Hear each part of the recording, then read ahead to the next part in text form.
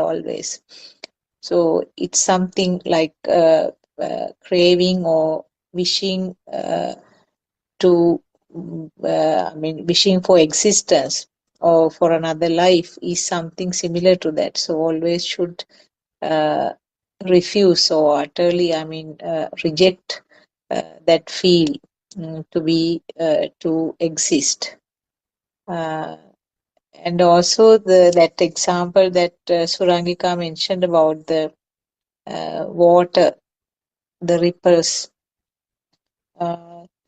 One thing important that we should understand is that there is the water particles are not going from this end to that end, isn't it? Because nothing goes from here to there. It's the current which is transmitted, and the water molecules or the water particles are moving then and there in that place, but transmitting the current. So it is the same mechanism which is described as synchronization or telepathization, where the current from one life is transmitted to another life. So if the current is strong, the where it is transmitted is going to be at a lower realm. Where the current is minimal, it will be at a higher realm. So what is the importance is that the mechanism is the same. Nothing goes from one end to the other. So because earlier we had this, we have heard in some of these Dhamma discussions by different other teachers, other monks, that consciousness is transmitted from this birth to the next birth. That's not what Lord Buddha has mentioned. And very clearly our Aran Mahansi, our spiritual teacher, has explained that fact, that nothing is transmitted, nothing goes from this end to that end. And I think he has given some modern examples, the function of the television test set, where the pictures are created then and there. It's similar to the sensor functions of the living person or the human body. When the appropriate sensors are there, the picture or the story is created. So similarly, when the television set breaks down, the material part, when it breaks down, and if there is another television set somewhere else, the same picture can be created if the same set of equipment is there in the television set. So he gave that modern example, which is very easy to understand, how the life continues as a part of this samsaric journey, isn't it? Yeah, it's very important to understand Dhamma, and we invite everyone actually to come and have a discussion in English medium, which we may be struggling, but still I think it is good to discuss in whatever the form, whatever the way, whatever the topic. Doesn't really matter, because it ends up in non-self angle, and keep understanding what drives us to persist, what drives his existence, what drives his idea of existence, what drives his view of existence. It's complete ignorance, and the ignorance drives the craving, and craving drives the ignorance, and it's like a vicious cycle, never ending vicious cycle, as we discussed. Yeah. Teruvan Saranai, Dr. Kokila. Can I share the daily meditation schedule of Tombagada International Meditation Center Yes, please. for the Yes, please. benefit of the listeners? Yes, we have like now in most of these discussions, go into detail in terms of Buddhist philosophy. It's very beautifully explained by scholars. Most of these Zoom discussions represent scholars representing, I mean, the entire world, I should say, because you're all from Australia, then UK, then America. So that, I mean, it is also a not because that not that it is for only educated people or only for scholars or only for a certain social class, but still everybody has the opportunity for that. Now there are Mitmal monasteries island wide, so any person, even most of the villagers, peasants, everybody can come and experience what we discuss as theory or as Buddhist philosophy in the discussions can be experienced personally under the guidance of Theranis or nuns, Mehenin Mahanses, and Buddothpado Aryan Mahanse himself. Why this international meditation center is important is because people who work overseas, who have migrated to other countries, may not have the opportunity to get this experience in Metmal monasteries because they don't have that much time. They come to Sri Lanka on holiday for a short time. So I have the personal experience. I am here. I came with my sister who came down to Sri Lanka only to participate in this program. And by participating in 2 days, she got the basic concept practically because there are two nuns here. The one-to-one guidance, a participant gets one-to-one guidance. That's very beautiful because this is so new to us, this true Dhamma, because it is not some extraordinary Dhamma, it is the true Dhamma disclosed to the world 2500 years ago by Gautama Buddha. So as we all know, this Buddhothpado Aryan Mahanse, through perseverance, he worked himself, meeting diverse, I mean, teachers, visiting different monasteries, and working on it by himself. He rediscovered or reawakened the Gautama Buddha Sasana. That is not just a word because inside meditation was distorted because the true Buddhist philosophy was distorted over the time. So he bravely rediscloses this to the world as he practically experiences it. So what we hear in these Zoom discussions is the Dhamma he has been shared with uh, us actually who have been listening to these sermons for a while. So in this meditation center, this Dombagoda, it's not very far from Colombo, the main city in Sri Lanka, easy access, but this is based in a very beautiful, serene environment. On one side, there's a beautiful rubber plantation. On other side, vast stretch of paddy fields, and then some wilderness, and you have the facility to book a comfortable room via booking.com, and it's so economical also, it's not very costly.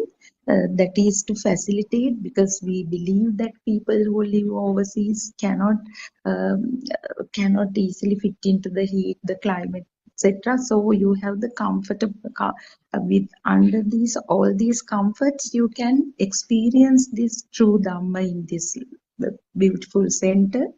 So I briefly go we briefly discuss this daily meditation retreat schedule. Normally, the participants are supposed to wake up at 5 o'clock, and from 5 to 5:30, they can themselves, I mean, get ready for the day. And from 5:30 to 6, the Samatha Bhavana, concentration meditation. And then 6 to 6:45, it's beautiful working meditation.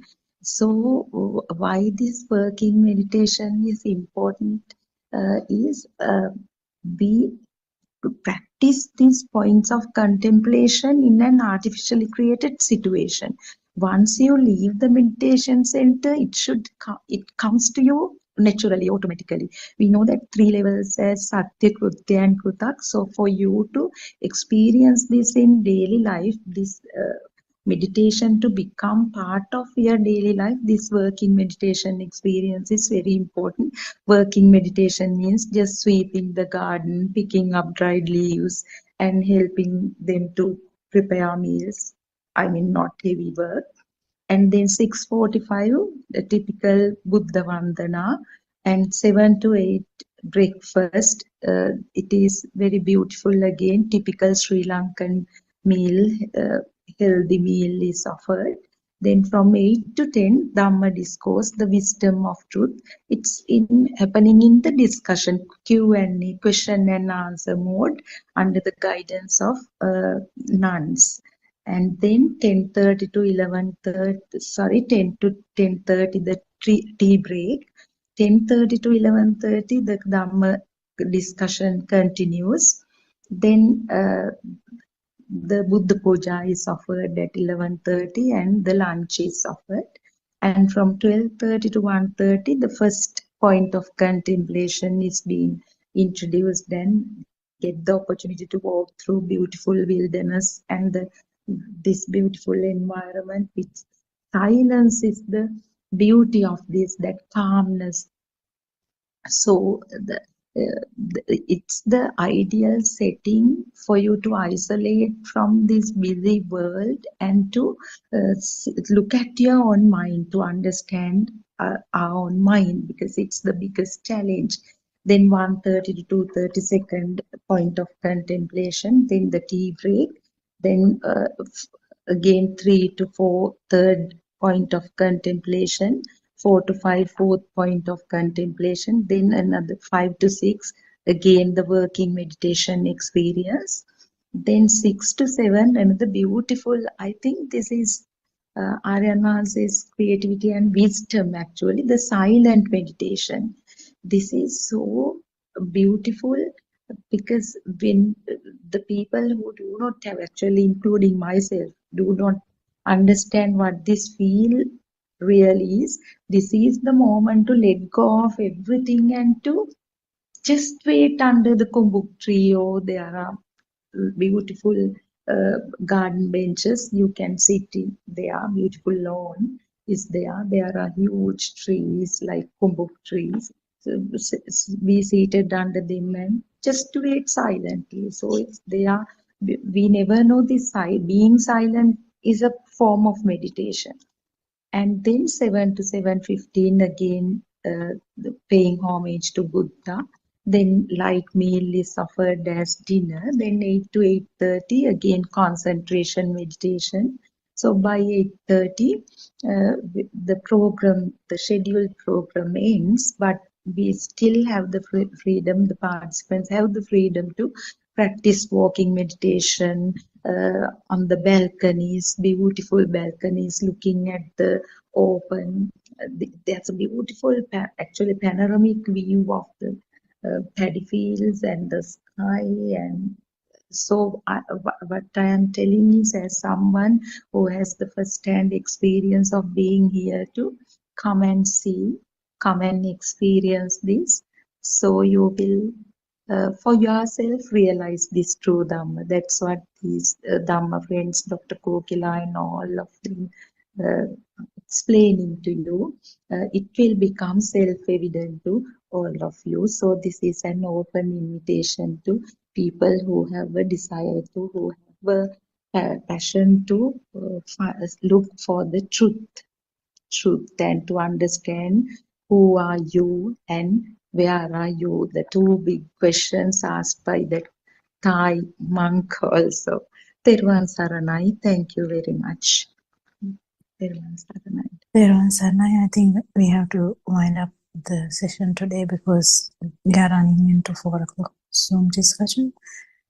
So we worship our Anvansi and thank you very much for Dharma friends for participating to the discussion today to make it fruitful, and we'll meet again tomorrow. Devan Sarnai, everyone. May Triple Gem bless you. තෙරුවන් සරණයි. Everyone, Shanai, all Dhamma friends. Everyone, තෙරුවන් සරණයි.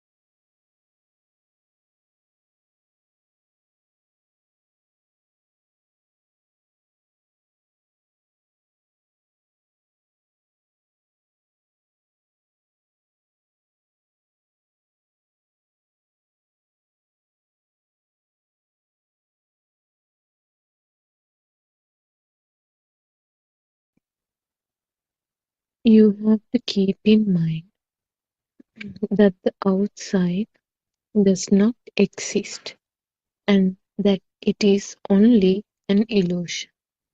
You also have to know that the thought is a lie. The above practice of seeing that there is no truth to the thought means observing the udayavaya of the skandha that forms at every moment. Another way of seeing the truth in the thought is to observe the thought according to the yatha bhuta jnana, the moment the thought arises.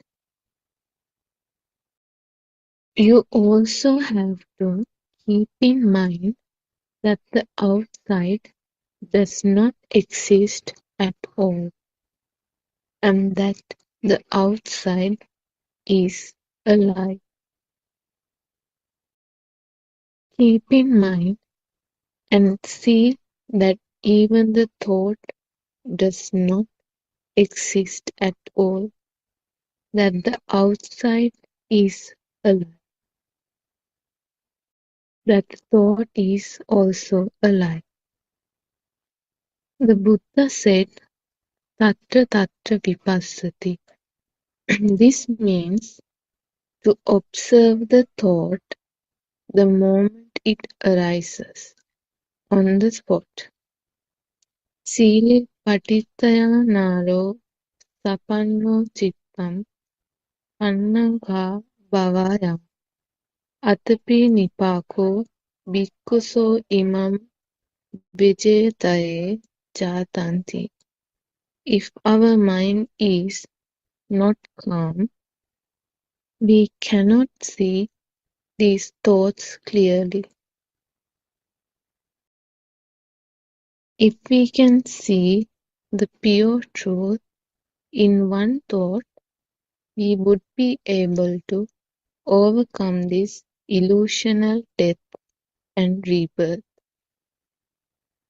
The above stanza means that we need some discipline in the mind to enable us to closely analyze a thought. When we begin to go on the path, we clearly need to see how one thought arises and how it immediately ceases to exist, or how it disappears. Even after we live for a long time in this life, at the end we would only have one thought just before our time of death. Even while living, we have only one thought at a time. The last thought that arises just before we leave this mundane world is known as the Chutisita.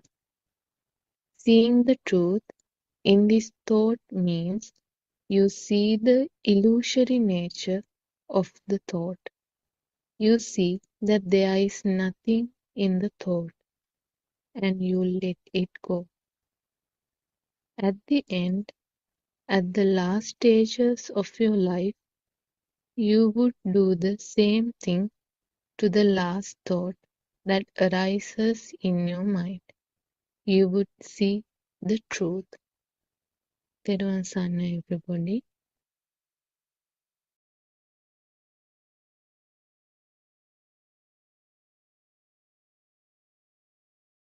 Therwan Saranai.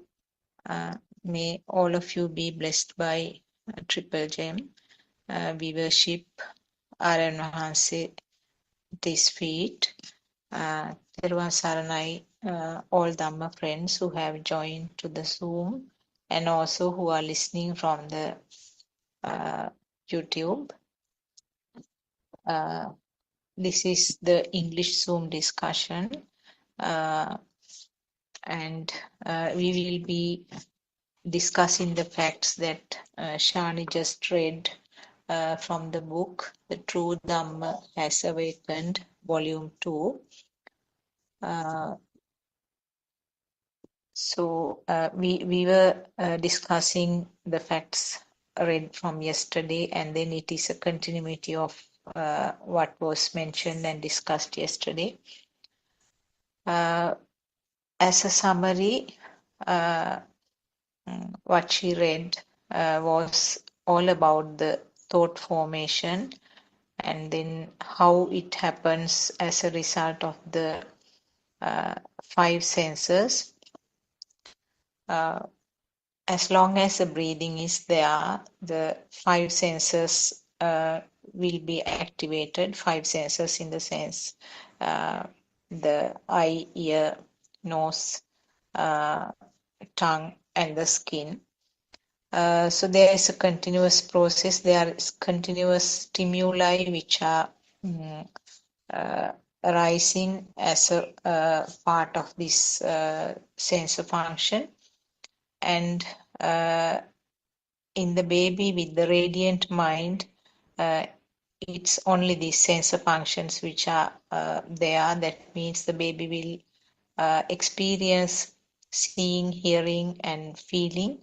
But later on, little by little, these sensor functions unite together, and there is the sixth sensor or the thought formation or the mind faculty or mind sensor comes to light. So we are actually dealing with the thoughts or the activity of this sensor function, mind function or mind faculty. And this is what will take the system thereafter, taking charge of the system, and the living or the feeling of alive, or the feeling of existence is the ultimate result.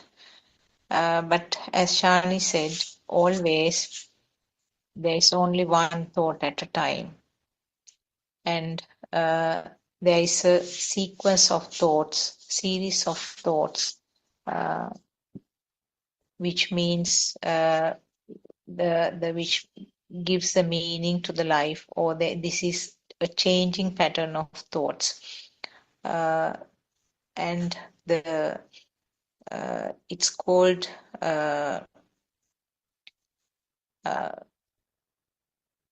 abhisankaranaya, or changing pattern of the thought gives the feeling that I am alive. Actually, what happens is, as a part of this thought sequence or this thought flow, there is a power, there is some some form of current, and this current gives the feeling that of alive, feeling of existence, or feeling of alive. But a name is given as myself. So in other words, feeling of living or feeling of alive, feeling of existing is simply a current, which is the ultimate result of this cause and effect series. Right at the beginning, it's a function of the sensor function of the 5 main faculties, and then as I said, it's a thought which is the collective result of the other 5 sense faculties. And also only one thought at a time. And this thought has all the components contributed by the other 5 senses. So in other words, a thought has the components of a shape, that means a light, and then sound, and the things like, depending on the relevance, things like taste, smell, and also the feeling of the skin, the tactile feeling. So all these components are there in one thought. And also now, at the time of the collapse of the physical body, at the time of the so-called death in the mundane world, that time also there is only one single thought. So depending on the current, how strong the power of this thought decides actually what happens next. So that is called the Chutisita, or the thought that occurred at the last, as the very last thought of the life on this side, just at the time where the physical body ceases to function. And depending on that current, how powerful, how strong that current is, it's decided where it will telepathize. So this whole process is something beyond control of a self, and there's no particular specific plannable way of happening, and this continues. If the current is not, if it doesn't come to the 0 level at this end, it will synchronize somewhere else. So that is the danger of this, that is a danger, or the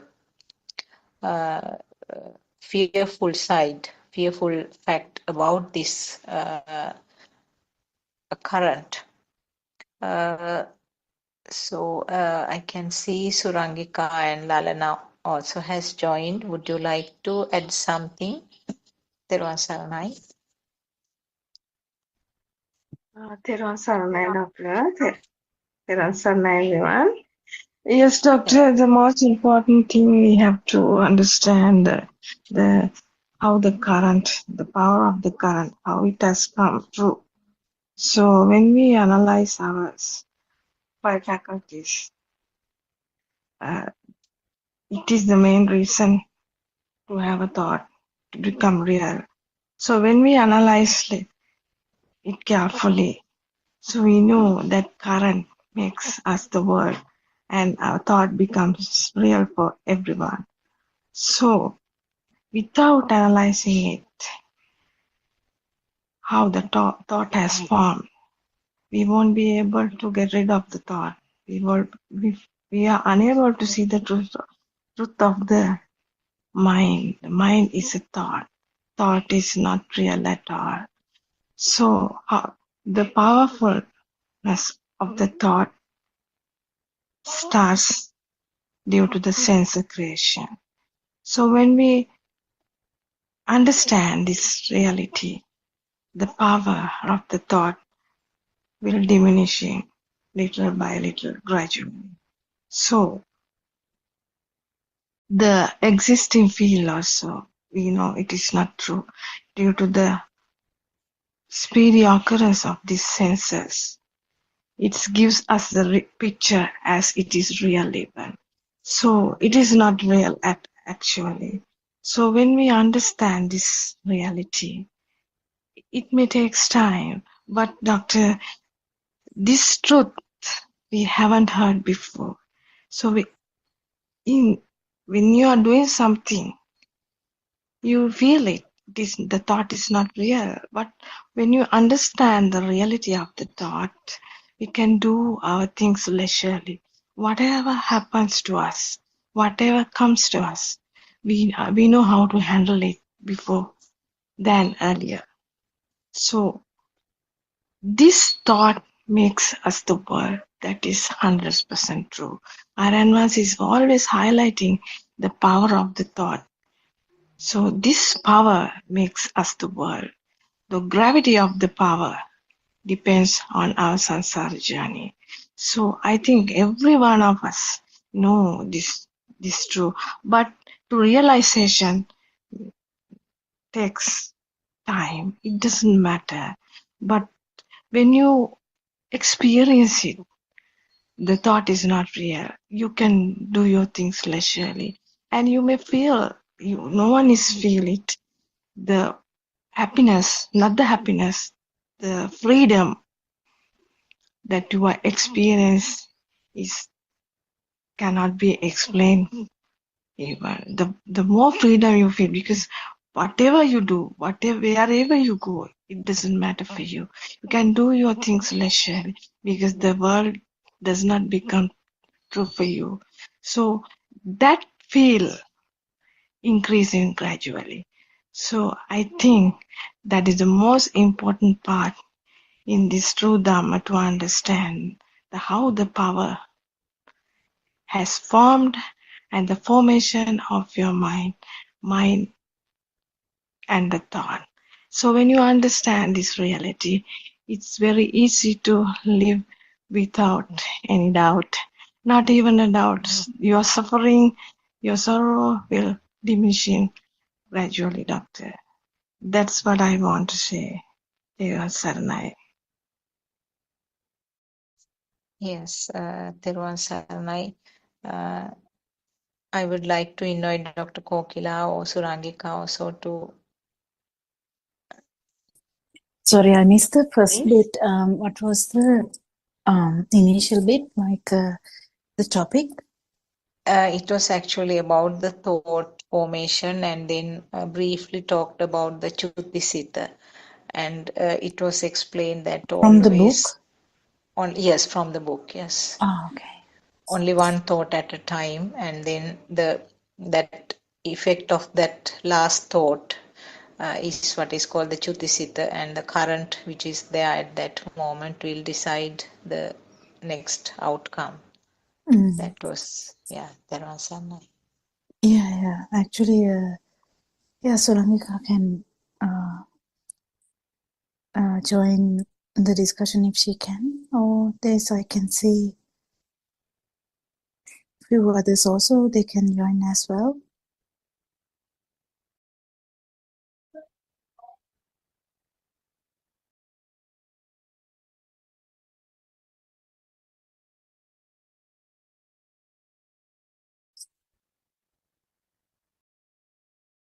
So till someone join, I'll continue that discussion. Yeah, it's very important to understand that thought is just a construct. That part is really important. So we understand that whatever the projection, we have so much projections: the daughter, son, mother, father, family, my country, my village, my close family, distant family, whatever, the friends. So you have kind of a circle, the world, that's your world. Your world is not similar to the other person. Even if they are living in the same house, that would be very, very different. So we understand the worlds are quite different.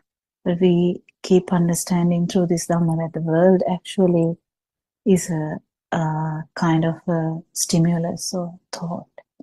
And to understand that thought is also not real is the most important aspect, I would say. And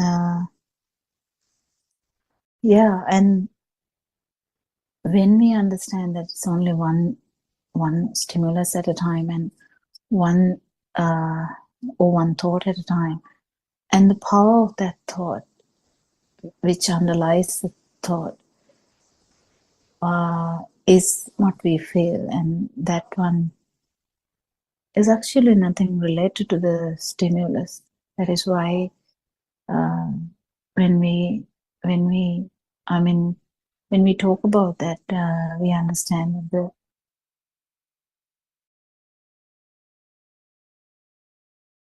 levels, that is actually due to the speed of the sensory organ, but we don't know that.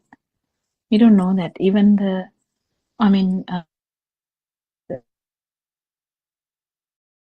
even that baby's reading mind, there's no ability to understand that there's underlying power, small power. It's not a massive power, it's very small, but still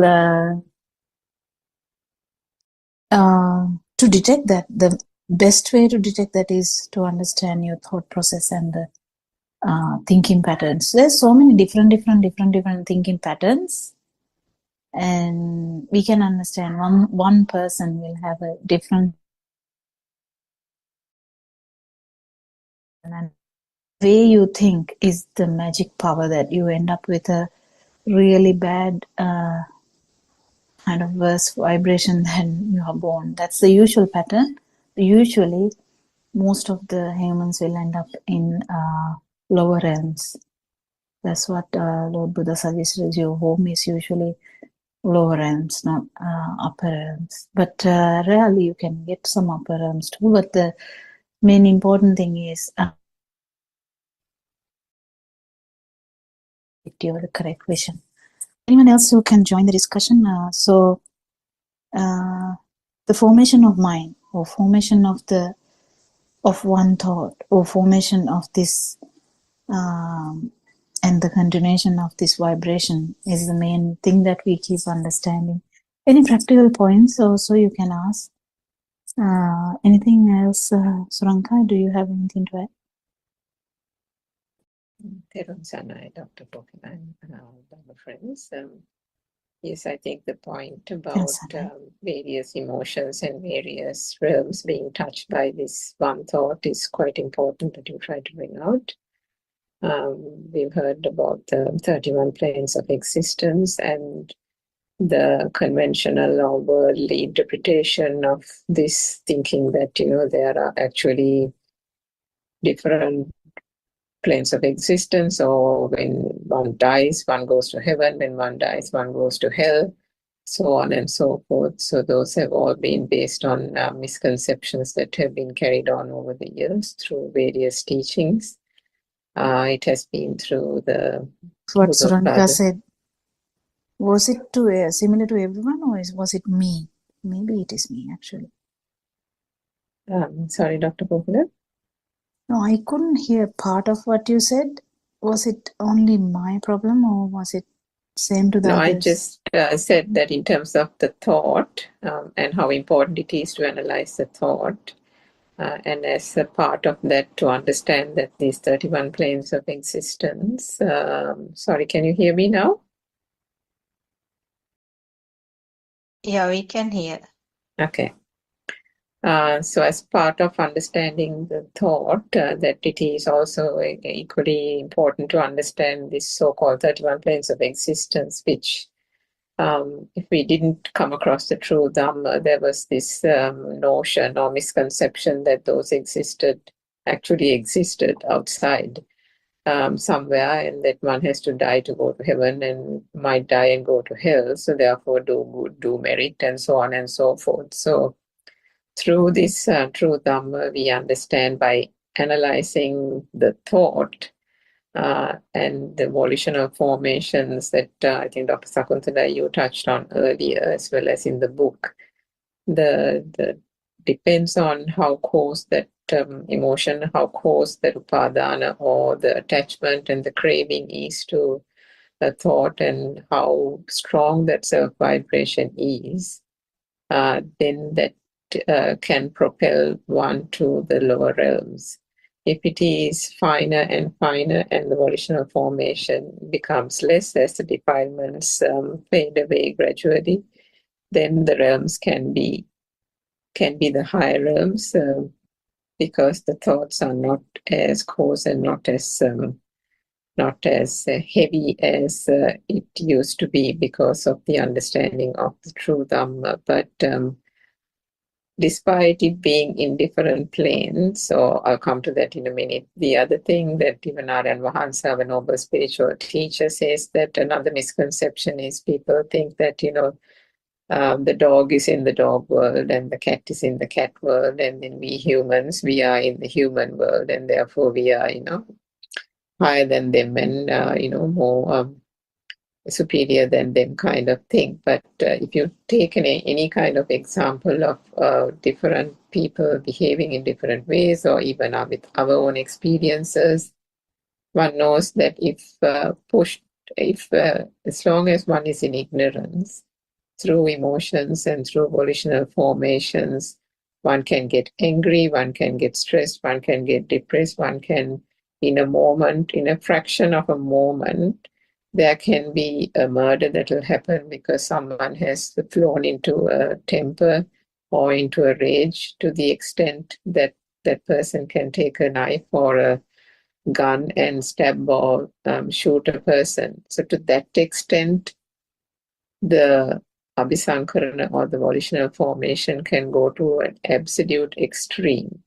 So if that happens, and the rage that even consumes the person, one can see from that itself, when one analyzes the thought and the process behind it, that the realms of hell have come about through that act, through that volitional formation. The vibration itself is very coarse and very heavy, and therefore the realm of hell, or the different types of hells, are touched in that moment.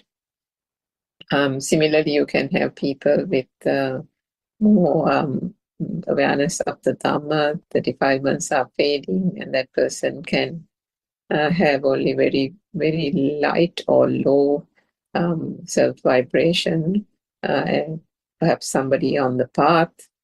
So then there can be a state of even Brahma, or the different Brahma planes. And then that would be a lesser burdensome, less heavy formation, volitional formation, or thought construct in that particular moment. But the other aspect that the Buddha always said was that all these 31 planes of existence are still vibrations, isn't it? They're still different degrees of self-vibration.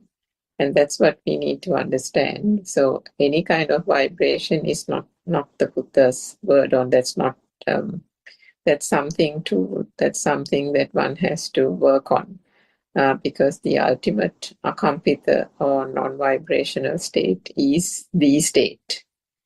And vibration of any form was not was frowned upon by the Buddha, because that was the state that would keep a human being or any species for that matter in this samsaric cycle, in this continued cycle of suffering, birth and death. So I think the 31 planes of existence is another way of analyzing this thought and the construct, in order to be able to get into the point of, gradually of course, but get to the point of non-vibration. Yes, Dr. Kopila. Yeah, that's true. Actually, when we talk about this construct, when we talk about the 31 realms, when we talk about the thought, it's all kind of similar because all the planes are in one thought, and it's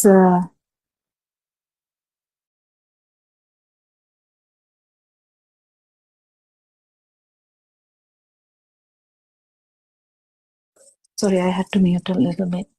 There's so much sound down here. So what I was trying to say is, like, it's a bit difficult sometimes for us to get around this idea of 31 realms in one thought. But actually, what it means is the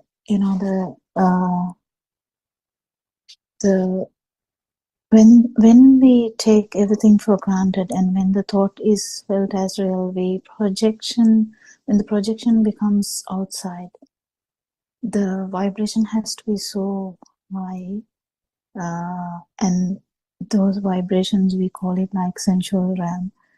Sensual realms has the 4 realms of the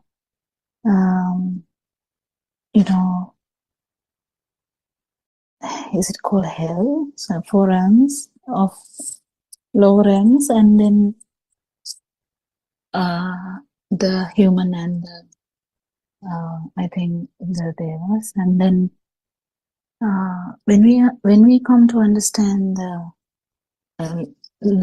other level, it's actually in the mind side. Not understanding fully Dhamma, I'm just talking about someone who has not understood Dhamma. When one actually is in the mind side, or in the field side, it would be the non-form level. So can you understand that? How can you actually feel this? Because the baby is actually the start of the baby's life is an example that you can feel this very well. So the baby, or 6 weeks baby, if you take an example for a 6-week baby, you can understand that how this feel level would be. It's a non-form level. Can you understand that non-form level, how that would be?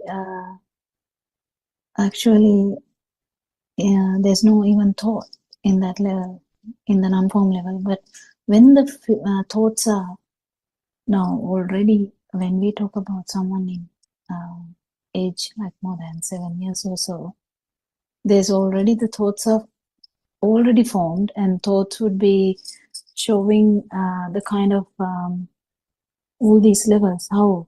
Because the feel level, then the perception level. Perception is just the form level. There's no projection as such, but you have all the kind of perception in the basic level, like you will have the idea of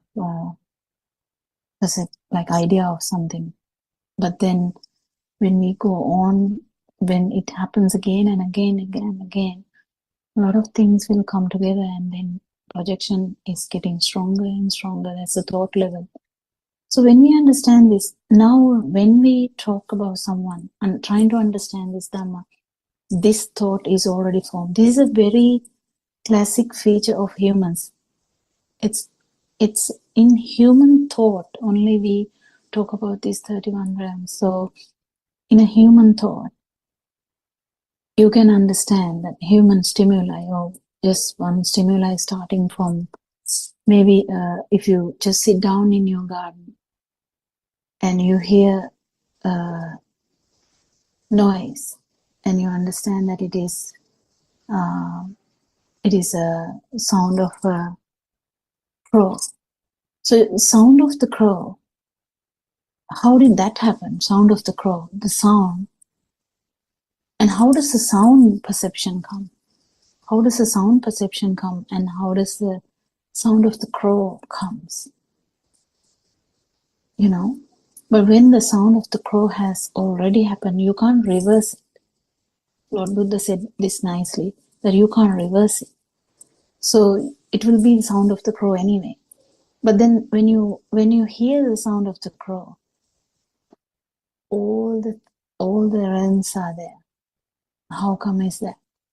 Because you had the feel. You had the feel. What was the feel? Feel was in nature.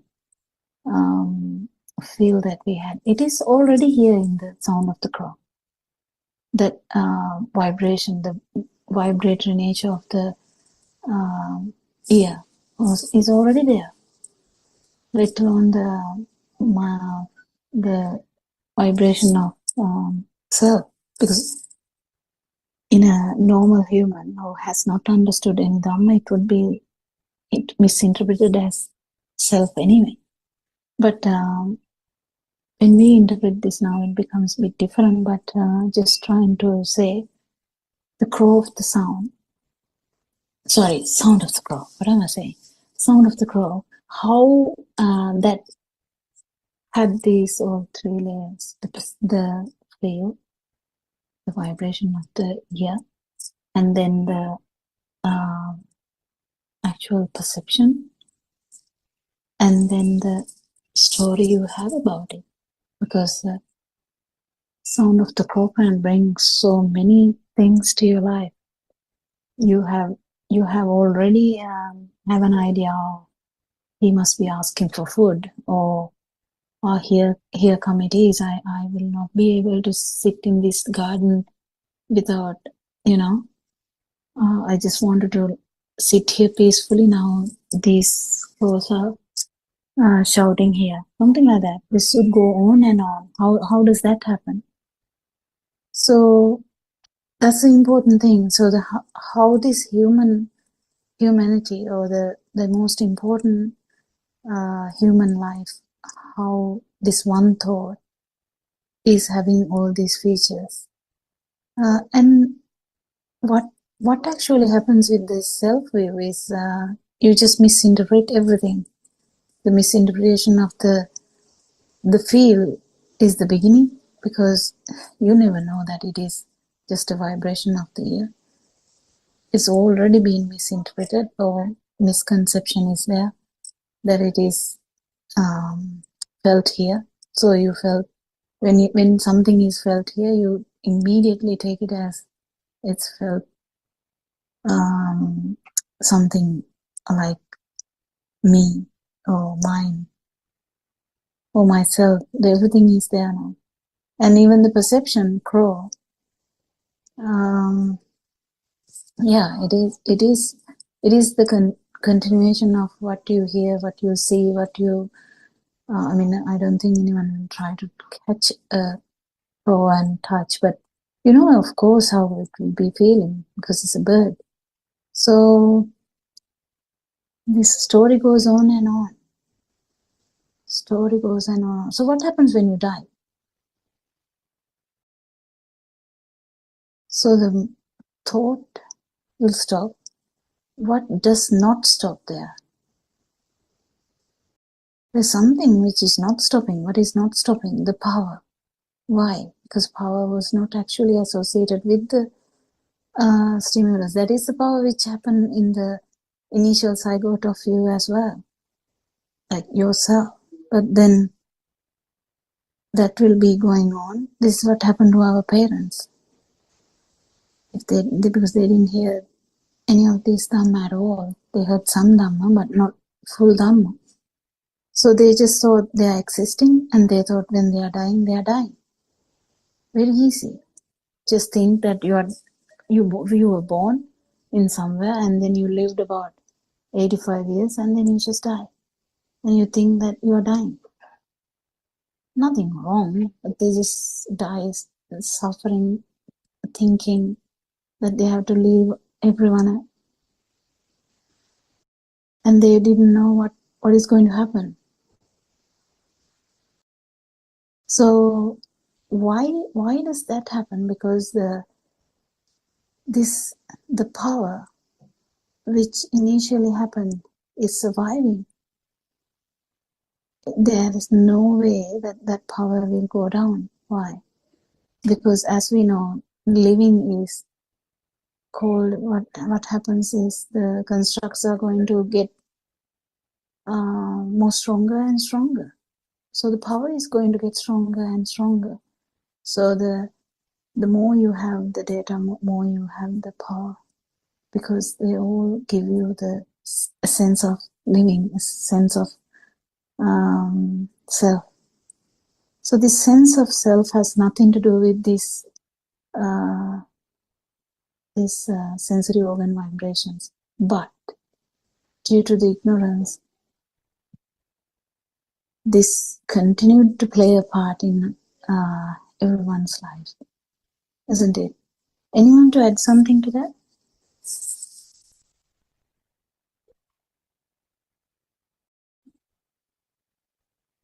Yes, I think you were explaining very well about the current, which is going to give trouble because it's not going to end up when the physical body ceases functioning. And also, I think Surangika also explained some facts about how the current can vary in one physical body. I mean, a person who gets very angry for some reason has a very powerful current or very powerful mind vibration at that moment. And if something happens to that physical body at that moment, when that current is very strong, that when that power generated is very strong, if for some reason, if the person gets killed, now for example, in practical point of view, if we talk about some form of fighting between maybe two people or a group, and due to an attack, the person, one of the people who got involved, get killed at that moment. The thought which generated at that moment will have a very powerful, very strong current. And that is the current which is going to be very decisive at that moment, because that is the current which is going to be synchronized to the next life. So even though the person had a human body in this birth, because the current has been so powerful, it might get synchronized with a zygote of an animal. Or even I remember once Aryan Hase, our noble friend, explained that there have been some scientific reports to say that they call it some lives, some life, but I think from our point of view we can say that some vibrations, even in the fire. So that, I mean, we can explain that in very crude way. You can explain it as the hell, being born in the hell. So it's something like that. So the current which will will be the decisive factor right at the time where the Chutisita is formed, or the very last thought is formed in this body. So that is the danger now. Even if a person who has been uh, behaving well according to the lay person's talking, even if the person is behaving well, not doing bad things, maybe at one point, due to some reason, he will lose the temper and then get involved in something like the incident that I explained just now. So that current which is there at that moment in that last thought is going to decide where it will synchronize. So whatever the good things that the person has been doing will not be helpful mostly, because it is that single thought which is going to decide everything. And that single thought, I remember in some of the discussions with our RN Mahase, he says that that thought is not only related to the things happened in this birth, it can uh, bring the experiences of maybe previous births to this point. So it is a collective experience, or collective uh, current which occurs in this moment.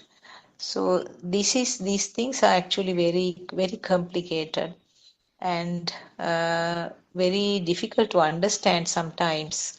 And we can see that there is no assurance at all that you can have a good life in your next birth simply because you are doing good things in this life. That is what we have been doing actually.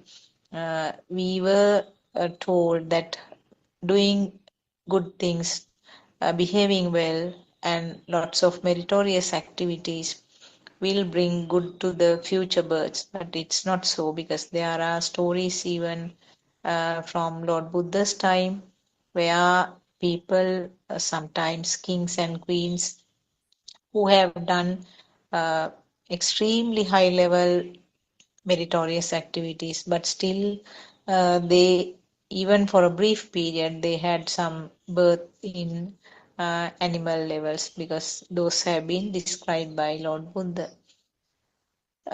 So the behavior of this mind is so complex.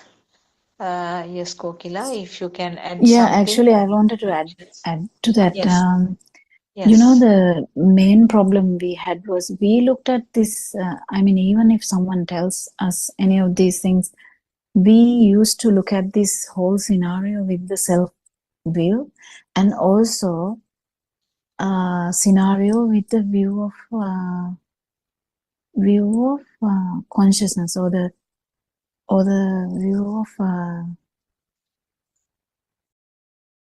being alive, kind of like, I don't know how to say that, because we never thought about it as like a vibratory effect, and just nothing, you know, like it's nothing specific, but we felt something specific, because I know even these scientists would understand this, but the main problem here is the way they look at this is with the self view. And but what Lord Buddha discussed was looking at this from non-self perspective, isn't it? Because someone, a scientist, can definitely sense this and say, yeah, there's no, you know, there is some kind of, you know, consciousness everywhere. Yes, there is thought formation. Maybe thought is not actually real. Even that point, they might say, but they all are stuck in this vijnana, or the you know, the consciousness level, because they don't really go beyond that. They can't go beyond that, because they have not explored it beyond that, because they can't do it in the lab. They can't really understand anything beyond consciousness at all. So that's where the abhinya or someone's extreme feel level into the non-vibration comes very important, because this is something you can feel only. You can kind of discuss that and say that, but that's why it is called Sambitika, because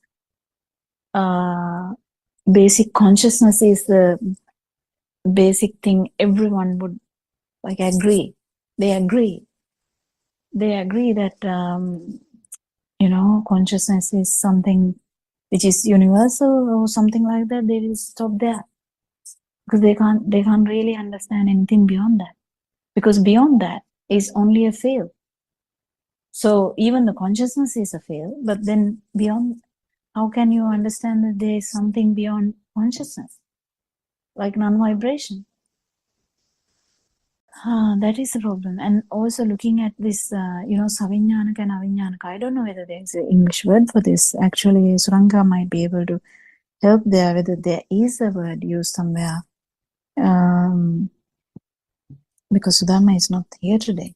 So, because she used to study this a lot, to say the words in English.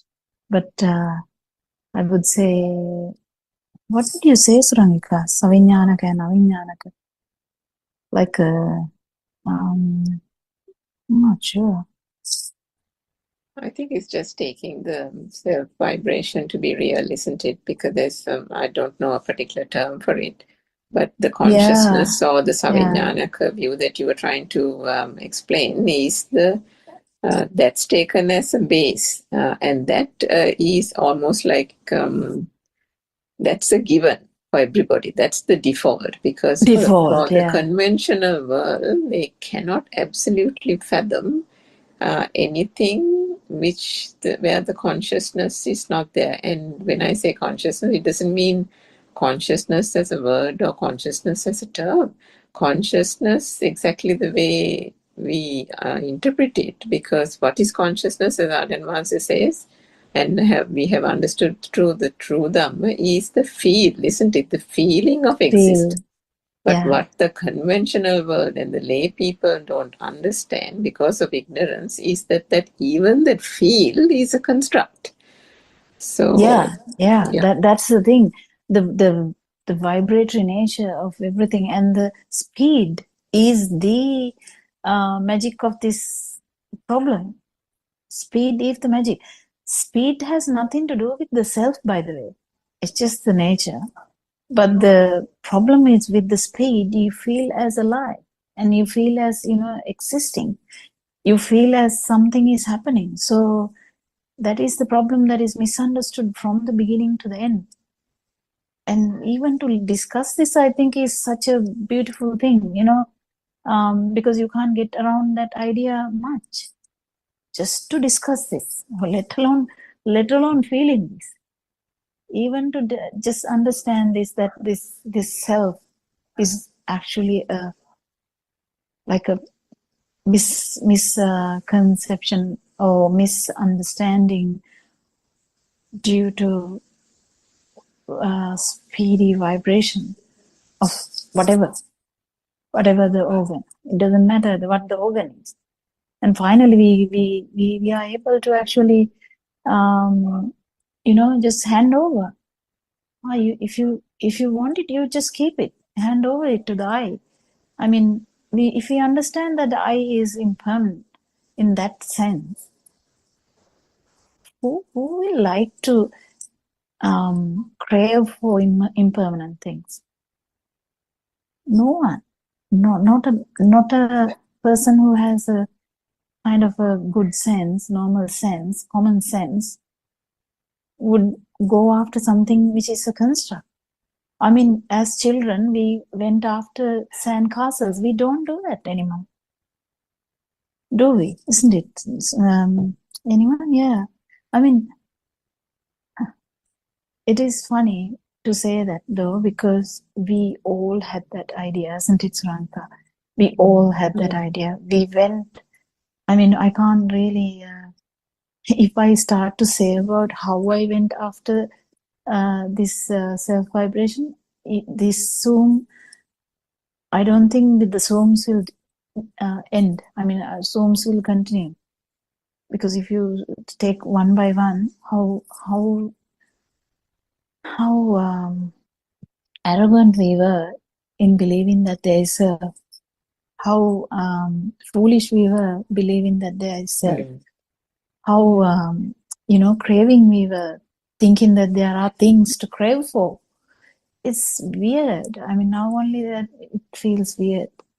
And that is the problem, isn't it? I mean, when we talk about this consciousness, because of that alive feel, that is why it's so difficult for the people in the mundane world to understand, because they'll say, what are you talking? What nonsense are you talking? I can feel it.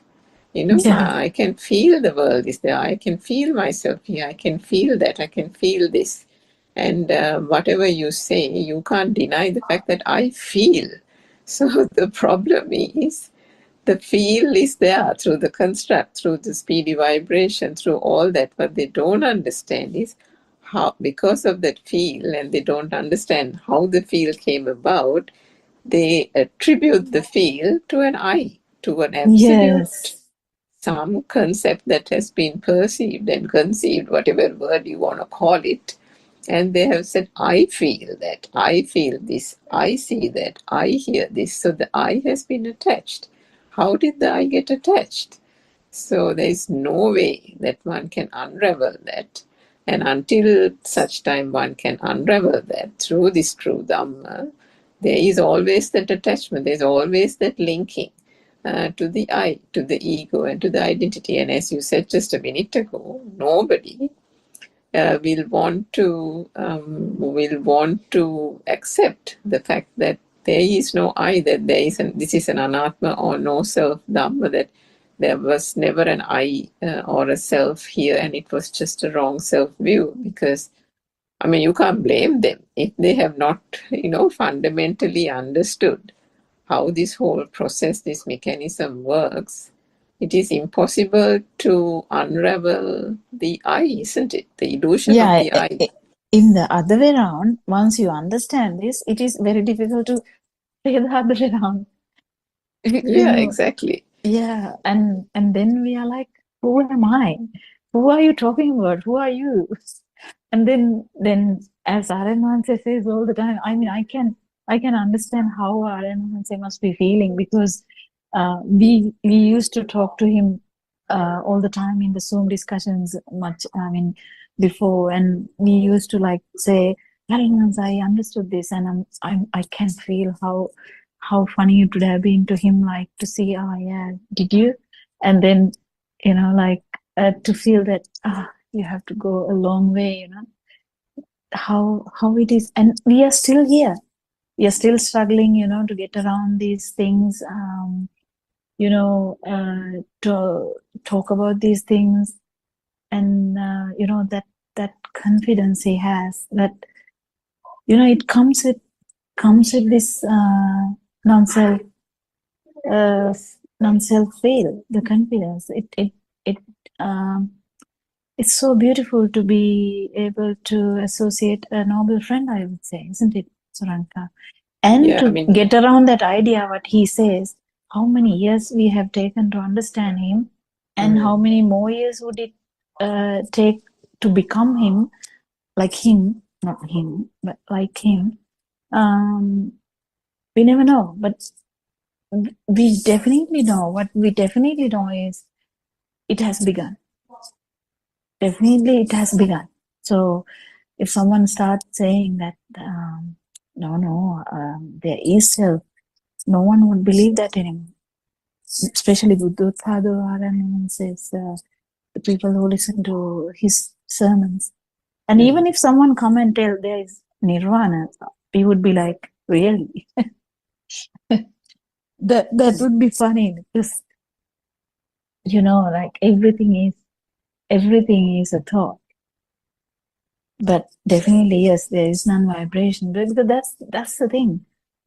Yeah, and I think even he has said, and the Buddha has said so as well, that if someone comes around and now tells, now says that no, you know what was told to you, what was explained was wrong, and you know there is a person, there is a self here.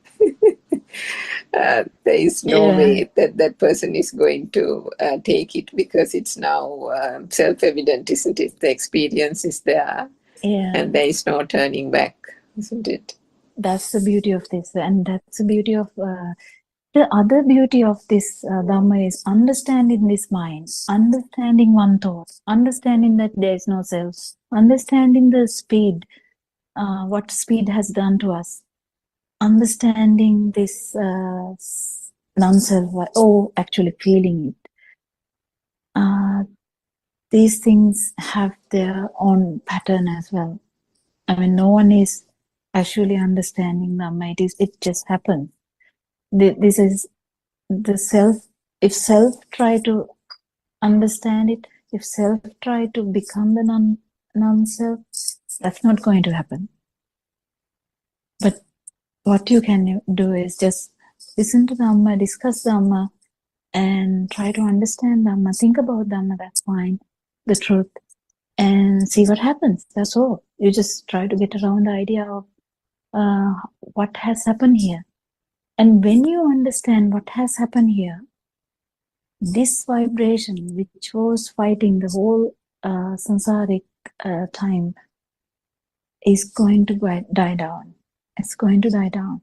Definitely it is going to die down. And the power you had, the suffering you had, the beauty, the other beauty is the suffering you had is gone. The mental suffering. The physical part would be there, but even that, you wouldn't suffer mentally from the physical part of it. So there's no,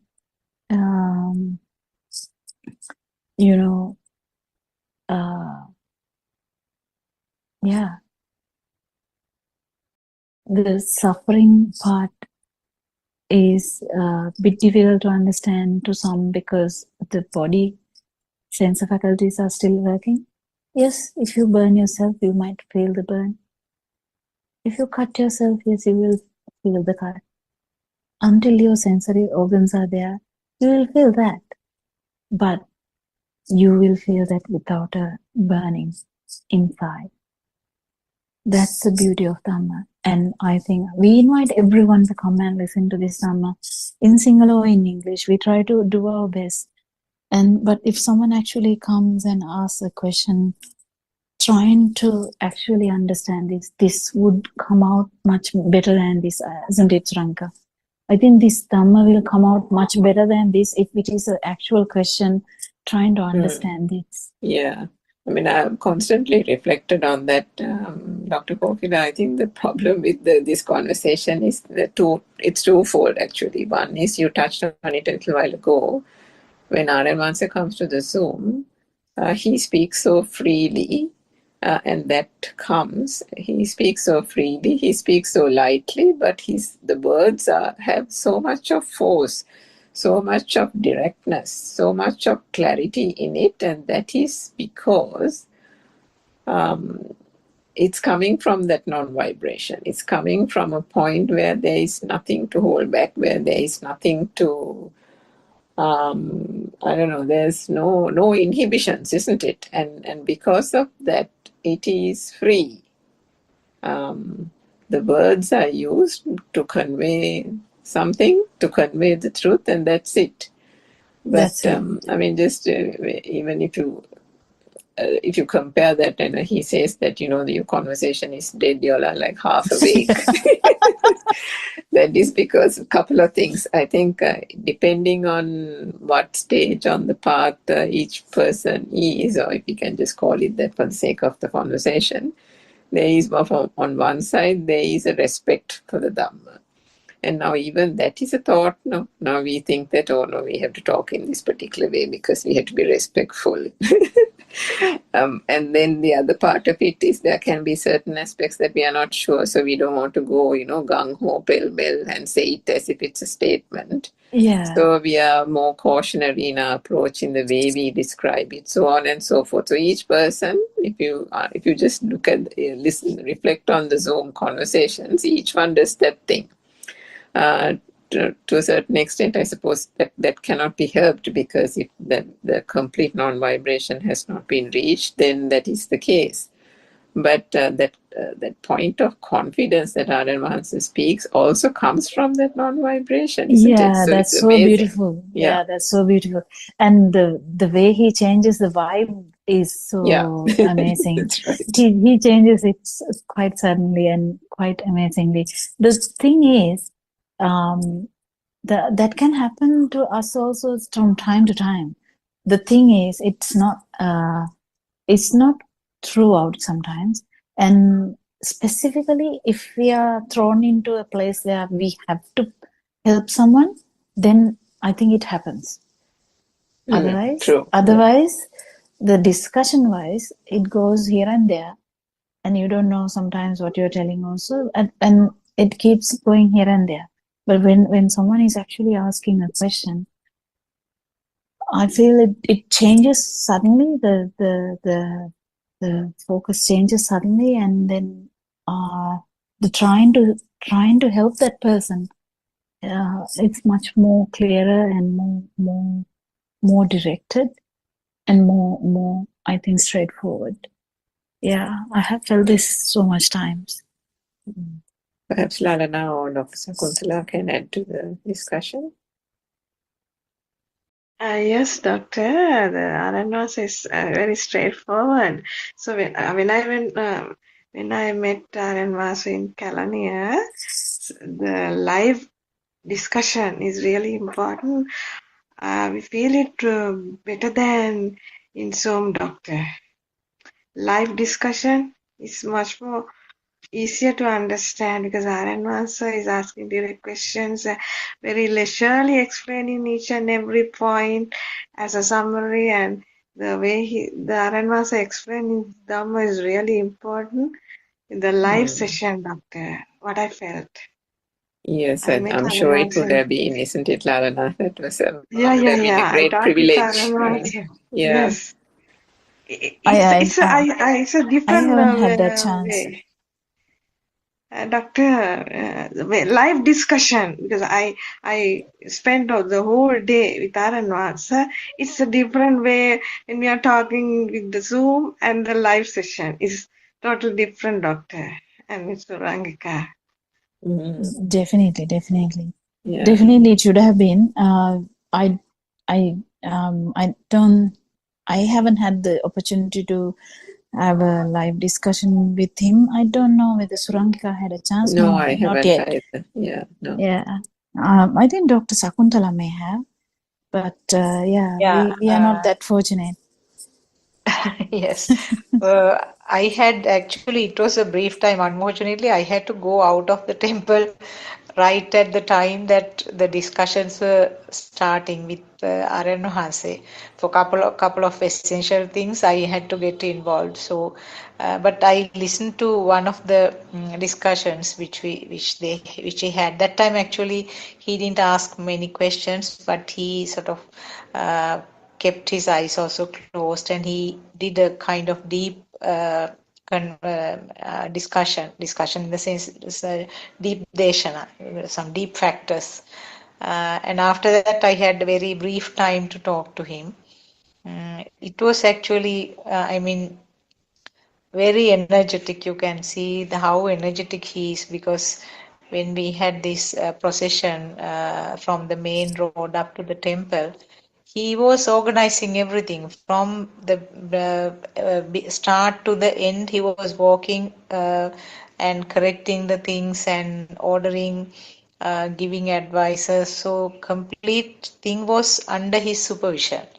So he was so energetic and very well, I would say authoritative. Yes, because all will listen to him and then did the changes immediately to the way that he wanted to happen. So everything happened in a very smooth and very beautiful way. Talking about these thoughts, I think I can apply that very well to me, because especially when I was joining the Zooms, uh, I could feel that the thoughts are manipulating my words. So always there were sort of self-imposed restrictions. No, this shouldn't be done, and this should be done. This should be the way that it is. It has to be explained. So so on and so forth. And it was a sort of bundle of thoughts at the end, not something mainly coming as a feel. But I think from Aryan Vase's discussions, everything is coming from the feel, isn't it? Mhm. Yeah, Uh, yeah, it's so beautiful. Doctor, and even small children also, they were very interested in asking questions and all. There were so many children came on that day, so they understood to a certain level the formation of mind. Even that's really important, and they talked with our analysts and asked different type of questions. That was the incident I saw during that day, Doctor. It's I amazing. think he has started doing that in Anurnathmaka as well. I heard that young people starting to ask questions in Anurnathmaka. I think that's so Yeah, good Doctor. because they don't Yes. have restrictions in their mind. They will be open. Aranwanza, how can you say this? Can you tell me that? Yeah, that's true. They will be so direct, and Aranwanza will be direct, so direct. So they like it. Yeah, Yeah, because that's true, Doctor. because Alan was very direct. Yes. and the kids are direct anyway, because kids have the Yeah. kind of unspoiled mind, I would say. I mean, some can be spoiled, but mostly But unspoiled. when they want to ask something, they directly ask. That's true, Doctor. That's the Yeah, way, no? Yeah, yeah, that's true, yeah. Doctor. And they would not worry about, why are you saying this? Why are you No, saying no, this? no. And they would ask that directly from Aranwanse, and Aranwanse like it. Aranwanse knows if you really hit on that nail, that's it. That's it. Because he has to hit on our heads multiple times to get into one point, but he might get in one go into some kid's head, because our heads are so thick, I would say. I mean, I think it's a saying that the skulls are so thick, but whatever. I'm not talking about that one, but yeah, our heads are full of ideas, norms, attitudes, everything, all spoiled when we come to a certain age. But kids, they have the most beautiful chance to ask direct questions, understand our answer. And the kids like the directness sometimes. And they will love a direct answer. I think we are running into the 4 o'clock Zoom discussion very soon. Anything else to add, or shall we wind up? Oh, Sudharma has joined just now. Teruvan Saranai, Dr. Kokila, I joined just now. Yeah, it's Yes, okay. I'm sorry about that, Dr. No, Kokila. it's okay. You was doing a massive job in the thing we saw. That was so beautiful. I think you must have had so much experience. We'll discuss it another day when you're free. Yeah, Dr. Kokila, actually, from every experience, we come to certain understandings and realizations in the path, and that's it, Dr. Kokila. It all happened that, I don't know, maybe Aryan Hanse gave that energy, as you once said, that energy creep into all participants, and it went just like a process. Even, yeah, it was so beautiful, Dr. Kokila, meeting people uh, and talking to them and trying to help them to get this beautiful message in some small way. And that translation, that attempt, I mean, to translate and everything, and lot of new people got the message and they became a part of this, and that's a beautiful experience. Yes, Dr. Kokila. Therwan Yeah, Sarana. Sanai. So we'll stop the Zoom discussion now. Viewers, and Vanse, we salute him as usual. We have so much gratitude for him, and thank you so much for all the Dharma friends for coming for discussions. We would love everyone who can talk in English to come and join our Zoom discussion, and we can develop a discussion, or anyone who would love to ask question. That is very, very we actually invite you to do that so that this can develop into a better direct discussion. Yeah, may Triple Gem bless you all. May you all understand the truth. Thank you so much. Therwan Sarana. Thank you so much for Therwan everything. Sarana. Therwan Saranai.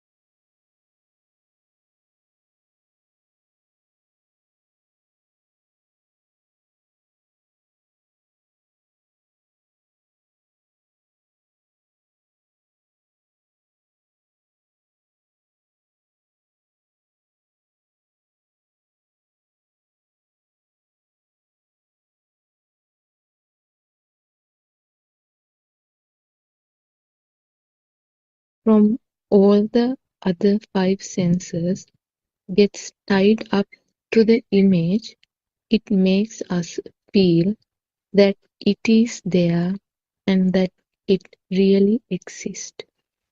For example, when the child hears the word mother, all the recognizing signs of the mother comes to his mind at once. The shape of the mother, the sound of the mother's voice, mother's smell, the touch of the mother, and all these feelings reminds him of the mother. This is a Swabhavika Sansiddhya. Nobody does anything to remind the child about the mother. It just happens automatically. The child need not necessarily see the shape of the mother to remind him about his mother. This illusion of a mother materializes in his mind even if he hears her voice, sees her sari, or smells her perfume. It is all an illusion of the mind. The belief that the inside and the outside exist is known as the Sakkaya Drishtiya. Sak means it exists. Kaya means altogether. The belief that you think that you exist is Sakkaya Drishtiya.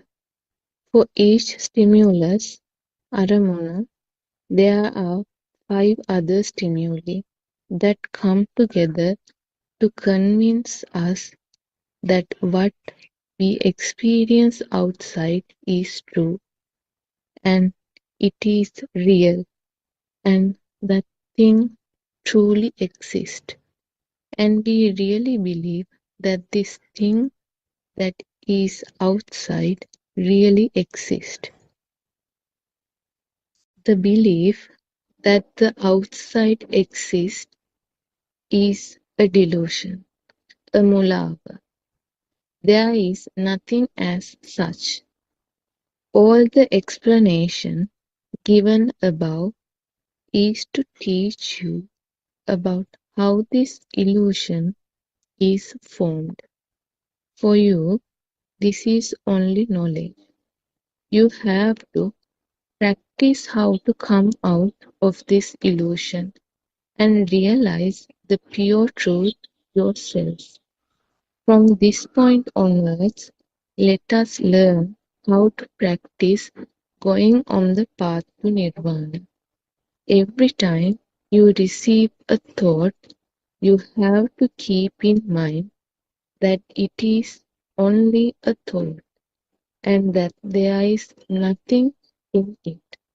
Terasana, everybody.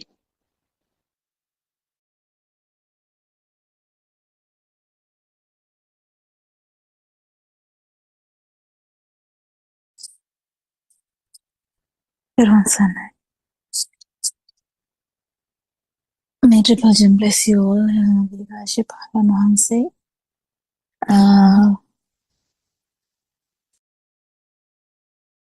So,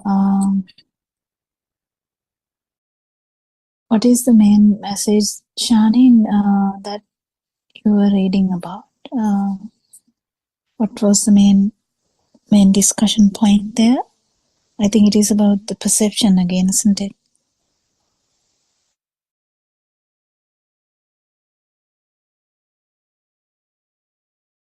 Yes,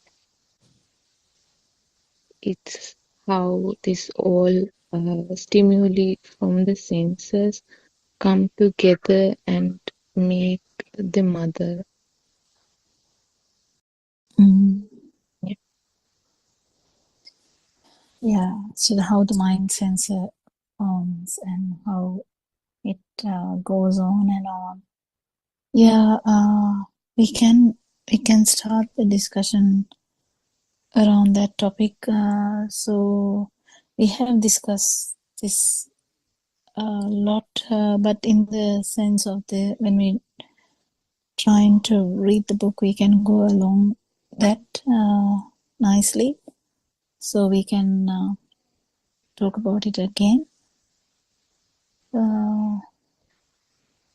So this is actually going back to the actual how one thought is formed, and when we try to understand how a baby, specifically baby in the cot, like for an example, a 6-weeker, how a 6-weeker would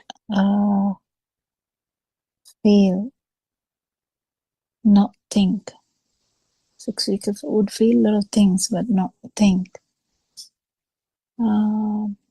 But the perceptions are going to happen slowly. They might start with the hearing, they might start with the feeling, because or even the smell, because usually mothers smell, the smell of the milk, mother's smell, all that is kind of familiar to the baby from the beginning. And even though she doesn't know that it is mother, there's a familiarity, a recurrent exposure to same stimuli is happening, so that the smell would be felt as a thing, as well as when this exposure to mother is happening,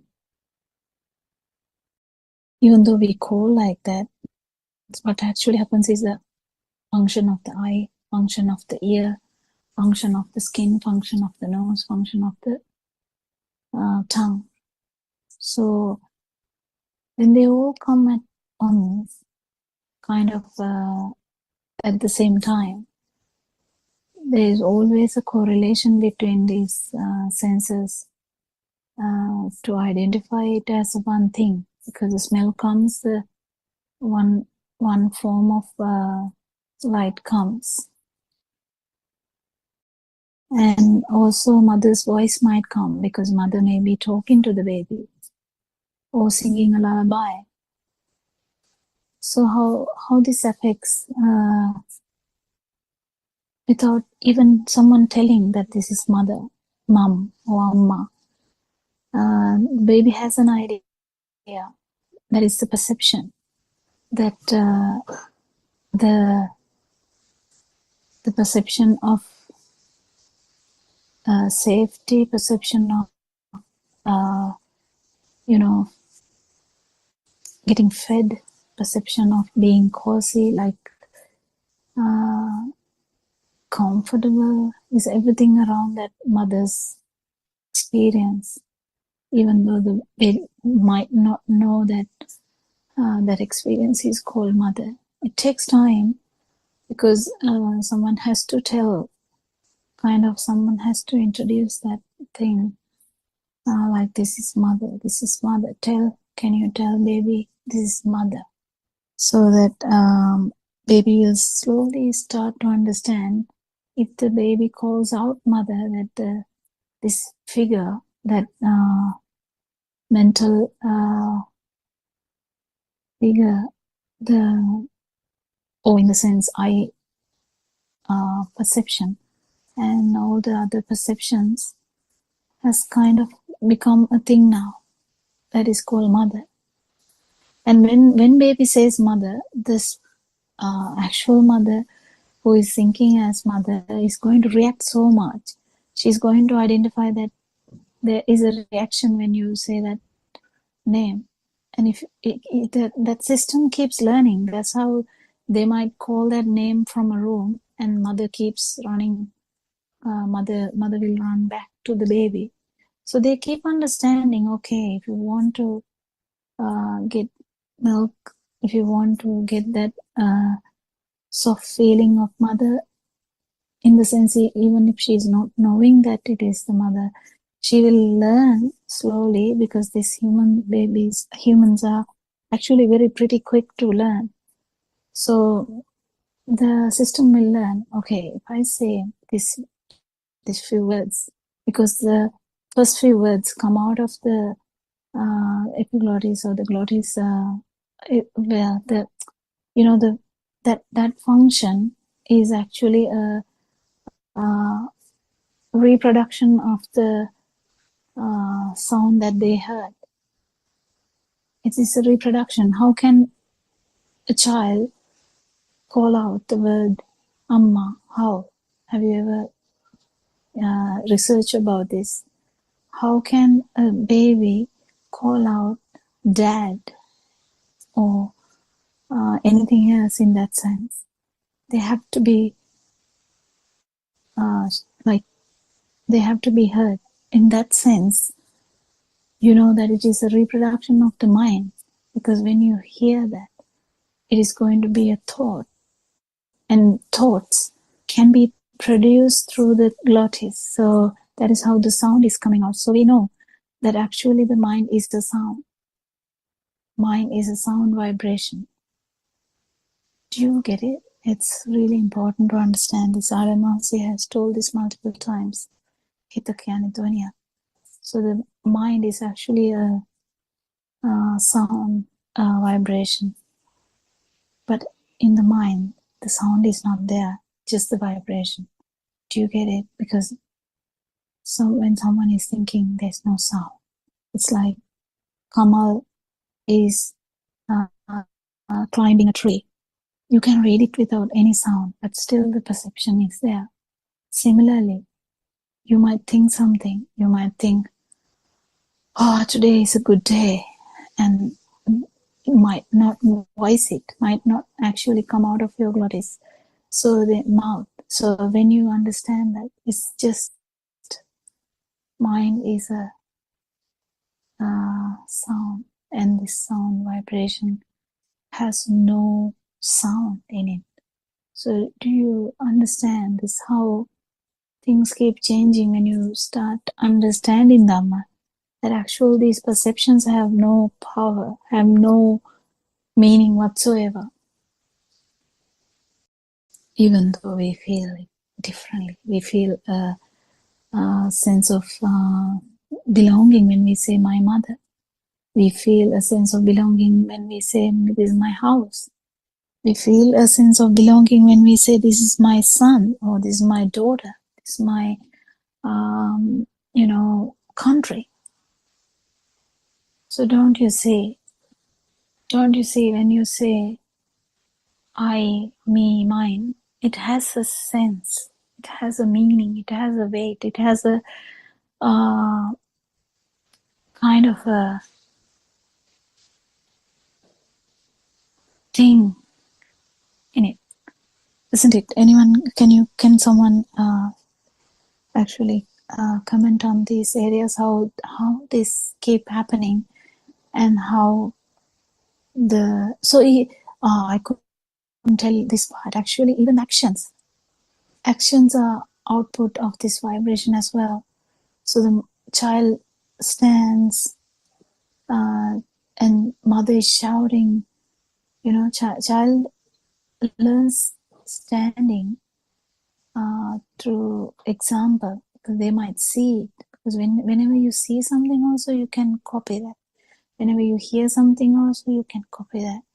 So these actions will come out of that, because the child is going to see how other children or the parents are going to stand, but they can't stand. But then when the mother or father is helping them to keep the legs in the straight manner, and kind of force them to keep few steps, the mother shouts in happiness, father shouts in happiness, saying, oh, the baby is walking. They don't know that the action is walking yet. The word walking, they are not familiar with the word, but the action has a picture in it. Action has a picture in it, and they slowly learn the word as well. So when you say stand up, they have an idea of what it means. So likewise, all the actions, all the words, all the thoughts have this specific area that you can understand. Actually, there's nothing in it but the whole lot of perceptions, isn't it? Anything else to add?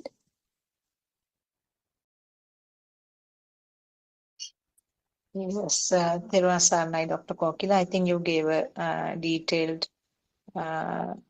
encounter on that topic. Yeah, just few things that came to my mind regarding the same topic.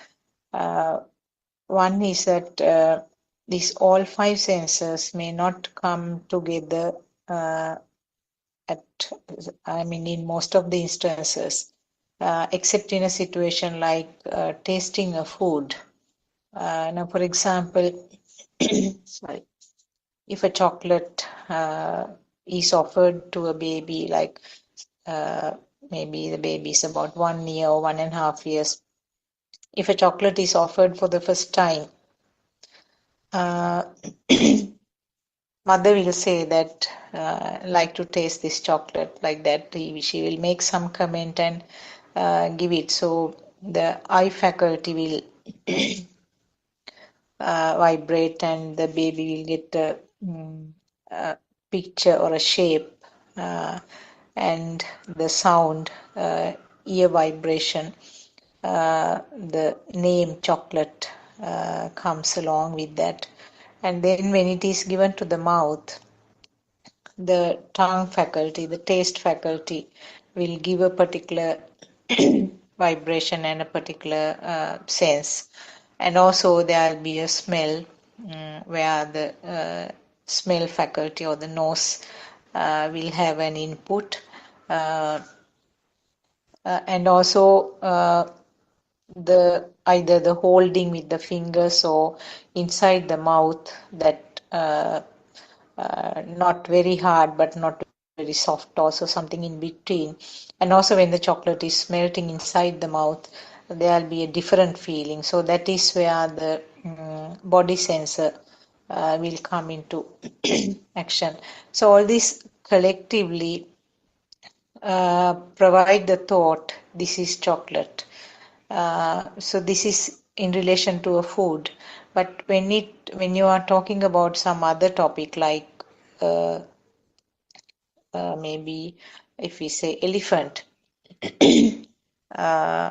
so the baby will have maybe a toy elephant. We can talk about a toy elephant. So the name or the sound and the picture and the sound, that means the Shabda Varna in Sinhalese, those two faculties will come together. And in such a situation, more data will be added with time. The other faculties will give the input time to time depending on the exposure. So longer the association with whatever the stimulus, the data or the mind bubble in relation to that will be stronger and thicker.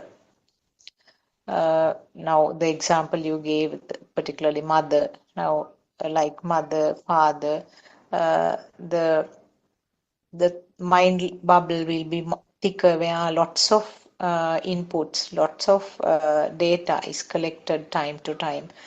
The love and care of the mother, mother's behavior and the way she is dressed, the way she is calling and her affection, and the times that she's trying to punish or warn you on something that you have done wrong. So like that, all the data will be collected time to time, but all of them are just one thought, just one spark. The very same spark will have all this information packed. So in relation to the food, as I said, the all five senses can come to action. But later on, what happens is when one sensor faculty is vibrated, for example, if the name chocolate is mentioned, that's a vibration of the ear faculty. Every detail that the child knew or as an adult knew about chocolates, the types that the favorite brands and the places where they bought or the times that they enjoyed with some others, and maybe everything related to chocolate also, chocolate biscuits or various types of puddings or whatever you mention.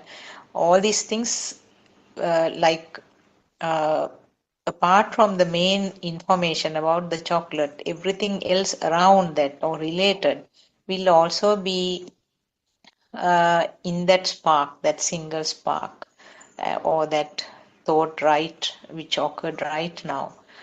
Uh, and also, you mentioned about the actions, you mentioned about the words, and also not only that, even the thoughts, just a thought alone. Now, for example, uh, when a person is having a sort of long face, which has sort of with the appearance of darkened and that sort of facial expressions, uh, or maybe a person with red eyes and looking sort of frowning look. Uh, Sometimes the child doesn't know what that sign or what that perception represents. Uh, so the mother or an adult might say that he has got angry, he's angry. And now the child will try to tie up. I mean, well, I can't say the child will try. This is a part of the system. That appearance and the sound will come together, and the system will the recognize it as this is what is called getting angry. uh, so like that, this is actually this sensor function is so complicated, and also it happens in such a speedy manner. It's very interesting in a way to see how the thought is formed right now, with all the data related to that, with all the exposures that happened time to time. It's not memory. I mean, it was called memory earlier, and now we know that there is nothing called memory where this is stored somewhere in the brain. Brain is needed actually as a background organ, but there is no storage anywhere. This is the mechanism called synchronization or telepathization, where that previous, whatever the exposure, whatever the information that received time to time, will spark as a single spark right now, which we label as thought, and uh, the late term will be, yes, I know it is chocolate, or I have tasted chocolate, or something. The way that it is expressed is like that. But what happens is this mechanism, where no one is doing and no one is responsible. It is a part of the natural process, natural system, and the spark will be individualized, highly individualized. Each system will have a completely different spark depending on the exposures that happen time to time. Uh, Anything else to add? We can see Surangika and Sudharma also are there. Anything else to add? Thiruvan Sarnai.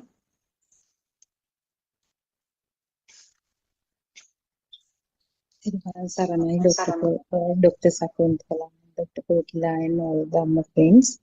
Uh, First of all, I pay my homage to Buddothpado and I was listening to your explanation, Dr. Sakuntala, regarding the thought formation. It is a natural phenomenon, natural process. And right now, we have practiced the first point of contemplation. So when you were explaining how the chocolate uh, came to our world, uh, as a thought. So in the first, I can talk related to first point of contemplation because we have just finished with that. So everything is a thought. Hopefully you all can contribute and correct me as well to better understand this. And so everything now we believed as ignorantly we believe that we live in a world that exists, and one day we will leave the world sadly with the death, and the world will still be there. So that was the understanding we had before we actually came across and before we listened to true Dhamma. So in the first point of contemplation, the purpose of it is to uh, liberate from the external world, or in other words, to understand that the world, the entities that we see are not true, they are non-existent. So for that, uh, like, so we, as you very well explained, that scientific uh, scientific aspect of thought creation, how the vibrations, because as knowledge we have that now in the Buddhist philosophy.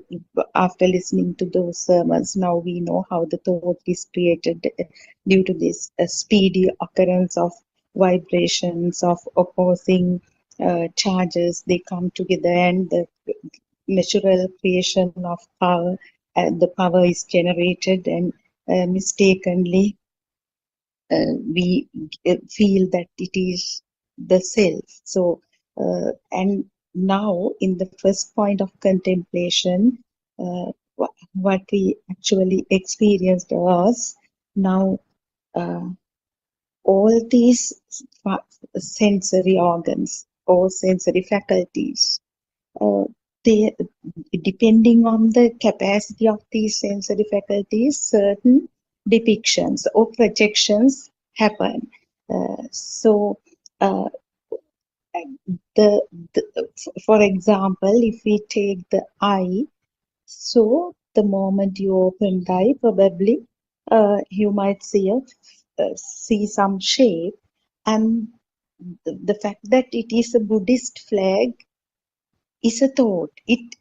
The moment that projection comes, in no time that label comes, but it is a thought. It is not that the Buddhist flag is out there, but the shape uh, at once get entangled with the name, and then if you see the projection, or the moment the eye catches another shape, the label, the jack tree or a kumbuk tree comes, then another shape, paddy field, and a sound, a bird sound. So where does it come? So for 1 hour we've been practicing that, to come to terms with this, actually to uh, come to realization that everything is in the mind. It's the mind. So we walk, so walking happens.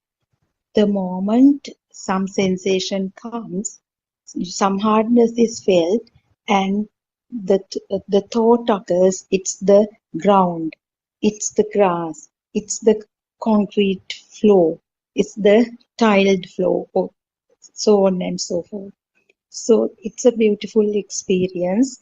The first point of contemplation, just to just to liberate, or to understand that everything is the mind, and we live in a world that is mistakenly created as real. So, in the second point of contemplation, what happens is now we have made the mind the culprit. Everything is in the mind. So, is there actually something called mind? Is there something existing as a mind also? To look to uh, figure out that in the second point of contemplation, we need to analyze that so-called thought further. Like, okay, Buddhist flag. Now you first we know that it is a thought, and then how did it occur in our life for the first time? Buddhist flag, is it coming from as we used to believe? Is it from the memory lane in the brain? Because when we actually study the vocabulary items, we used to believe in neurolinguistics also these vocabulary items get stored in different types of memory lanes, and when there is some trigger, some stimuli occurring, it triggers and it comes, and so that is how the memory works. But with this true Dhamma, as you very well explained, Dr. Sakuntala, this telepathization or synchronization, it is not something that is that got stored in the brain, but it is then and there it occurs. So, in the second point of contemplation, what we experienced was actually there is no substance in this thought, like Buddhist flag. Yeah, it's a thought, but how did it first occur? Maybe if for several entities, we had to contemplate and we had to go back to our childhood or early childhood to make sure that it was introduced to us by somebody at some point. So it's so beautiful. So we are still in the process of this practical approach. We have just completed 2 points of contemplation. Teruvan Saranai, Dr. Kokila, Teruvan Saranai, Dr. Sakuntala, and Ms. Surangika. So, yes, I stopped here.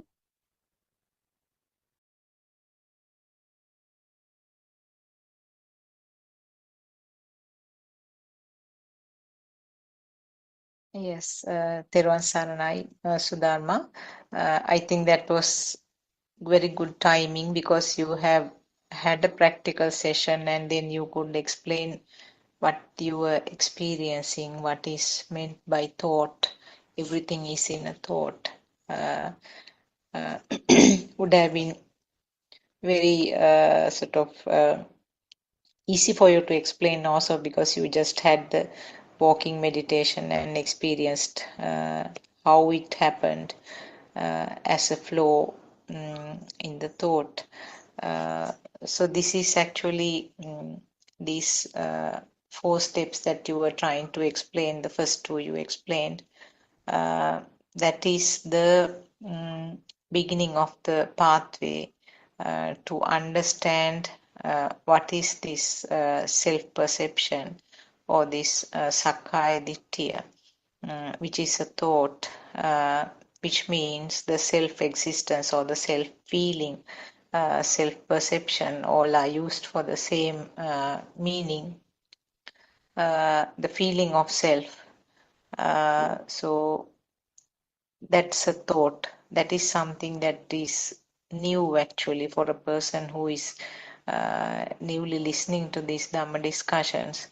How can myself be a thought? How can the world be a thought? How can my mother be a thought? How can my house be a thought. So it's something new. We have to sort of dig deeper into that. When you understand, when you listen to these Dhamma facts, then little by little it helps to uh, shed some light to the darkness that we have been in, which we call the ignorance or avijja in Pali.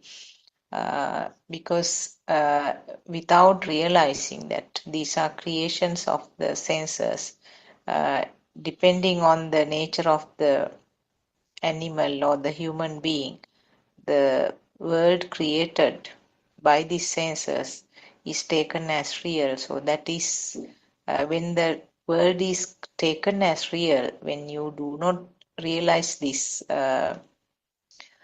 huge illusion or this huge magic that we are covered with, when you realize that, when you do not realize, what happens is this real world or the real myself is taken very seriously, and that is where the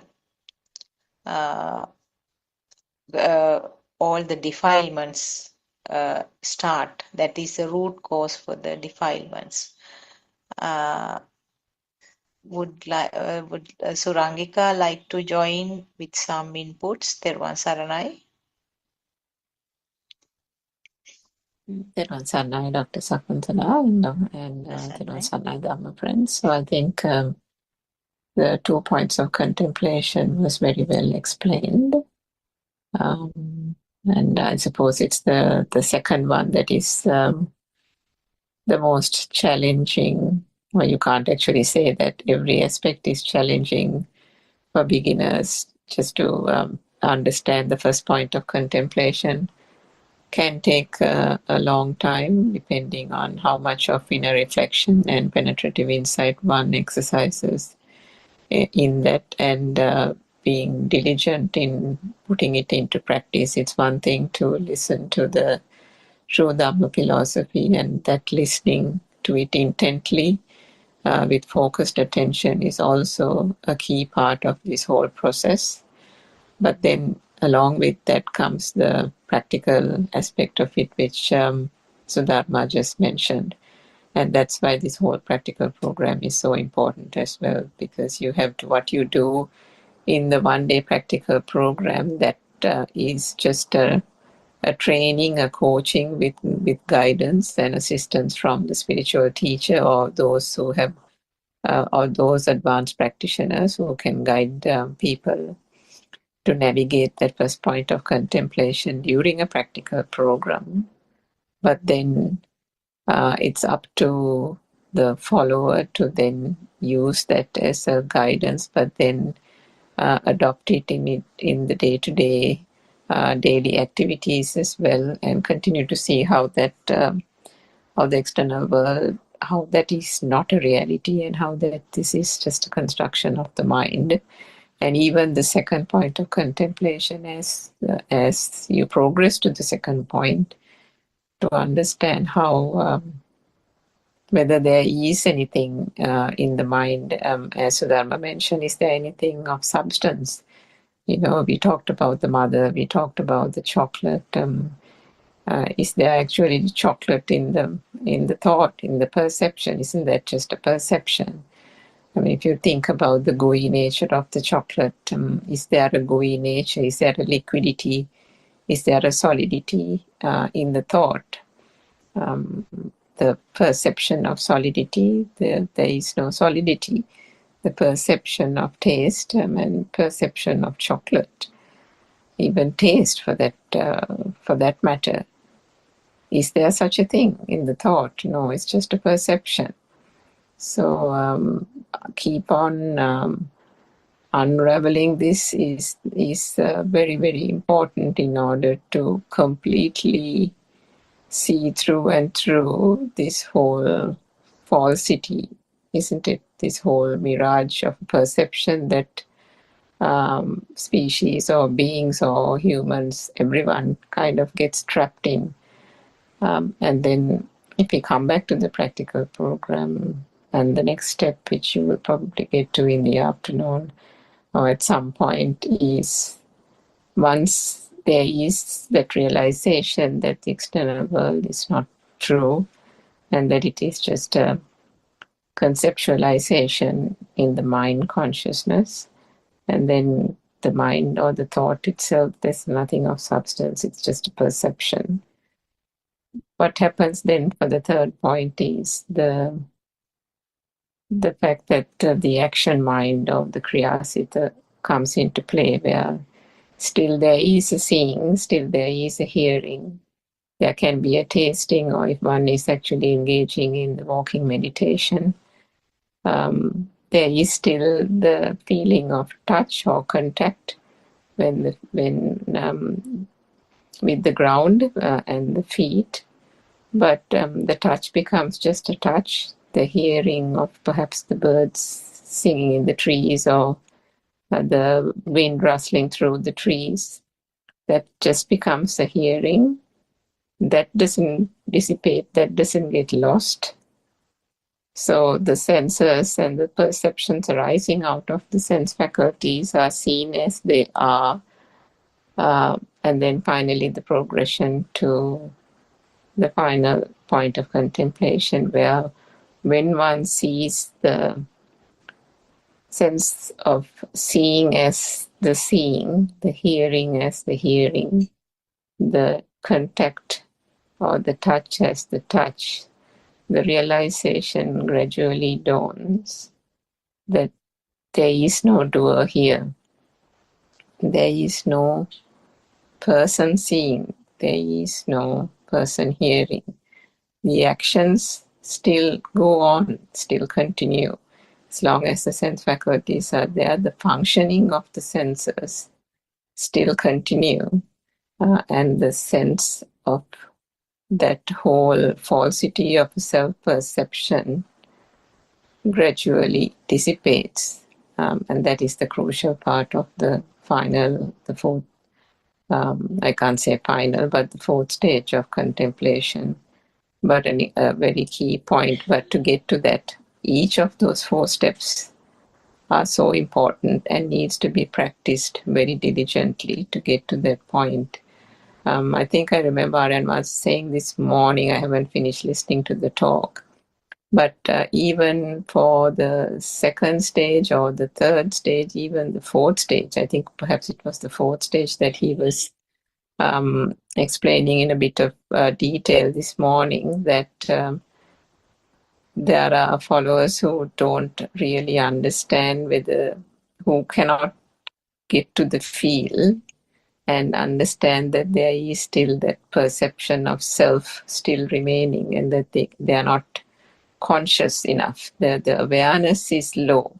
And that is where the guidance of the spiritual teacher, the guidance of advanced practitioners becomes so important to explain and to find out, to kind of help that person through any issue that that person may have, and help unravel it a bit more. Because as we have discussed in many, many Zoom sessions, it is those last few stages that become so intricate, isn't it?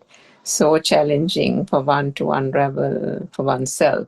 So the guidance and showing of the way by the spiritual teacher becomes very important at that stage, when particularly in understanding the mind consciousness more than anything else, because of the intricacy of the thought process. And once the cessation of the sensual world, or when there is a bit of a getting away, or the relinquishing of the sensual world, the form and the formless world, understanding that aspect and the perceptions there becomes very, very intricate, very, very fine.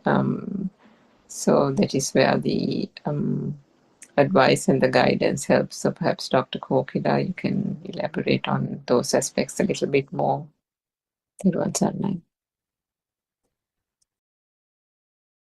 Yeah, actually, practical aspect is the challenging part, I would say, because the theory part, actually, the knowledge part would be, or to think about this is easy. I mean, even that may not be easy because sometimes you can't really get the idea of it.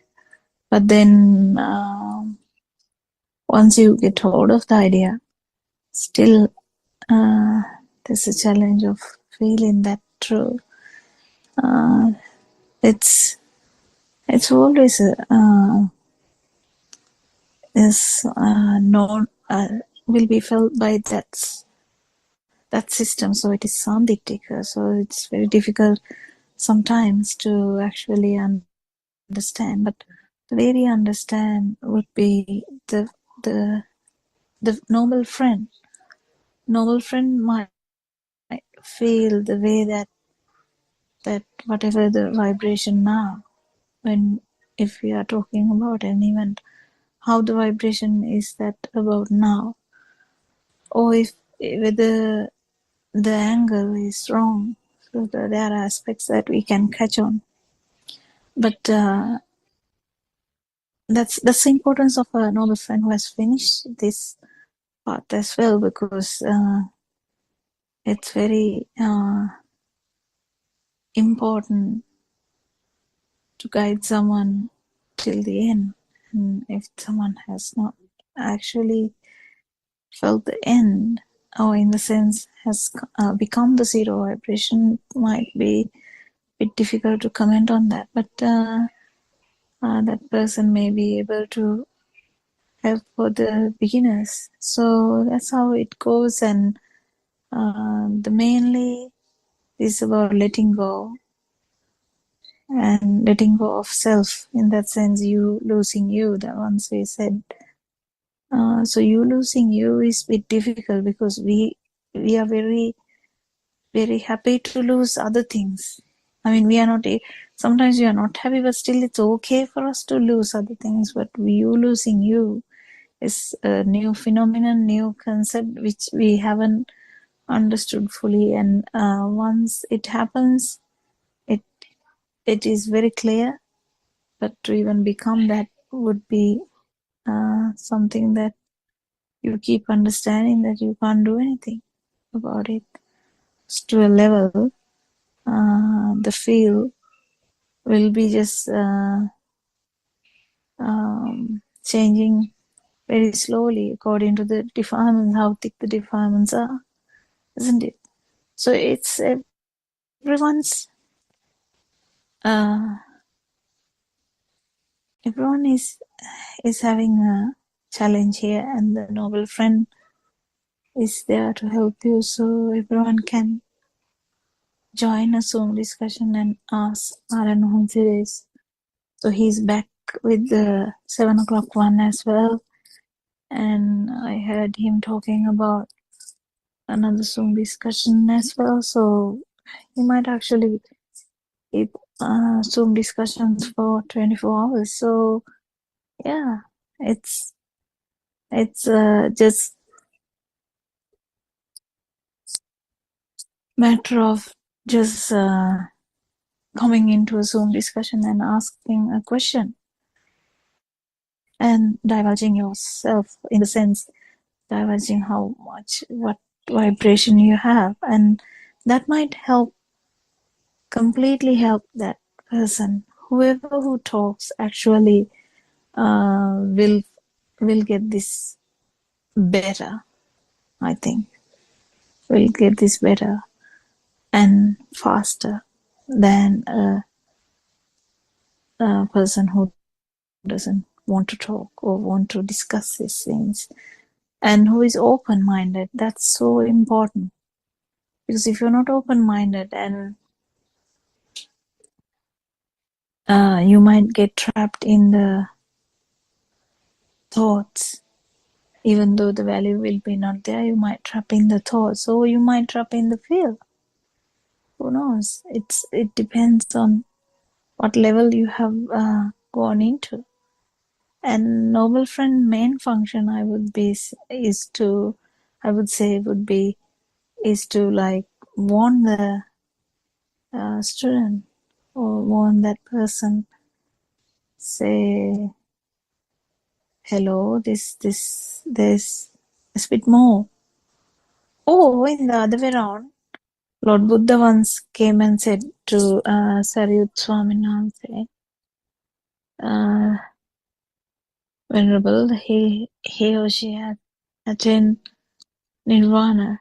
Why are you still talking? So there will be things like that happening all the time because it's the best person is usually the best teacher. Best person is at the moment is I'll say he can feel it, he can advise about it, he can talk directly, which will be uneasy for some and easy for some, because it's when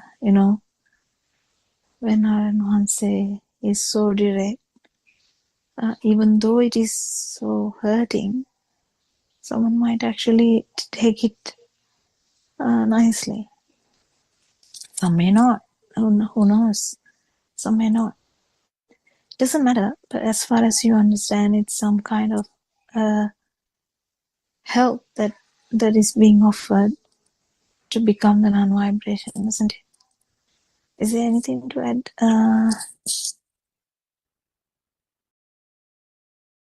Just Thiruvan Sannai, just one thing I thought I'll bring out, which Aaron Mansi raised this morning, which is a really good point. That's the, say it in Sinhalese, the Dhamma Udachaya, which means the knowledge that we have. I mean, we talked about first understanding this true Dhamma, because that is the first part which is absolutely essential. But then there are followers who have listened to it for a couple of years, and instead of or they might be even thinking that they're doing the practical aspect of it sufficiently or adequately, but maybe it is not enough. Maybe the application of it is not enough for the way they have understood or applied themselves. So what happens is the interest in the Dhamma, the Shraddha, or all those things are there still, and the person is absolutely intent in following the path, listens to every Zoom discussion, maybe even participates and so on. So becomes quite knowledgeable, as we said, Dr. Kokila, the theory aspect of it. And I think, I'm sure, speaking from experience, that some of us may have already also experienced that our favorite topic is the Dhamma, isn't it? The worldly things, to a great extent, have faded into insignificance, isn't it? All the things that we held dear and valuable, things that we chased for years and years, have now, one can't even remember that those were of any value. What has come to the fore is the Dhamma, isn't it? This beautiful Dhamma, as we always say.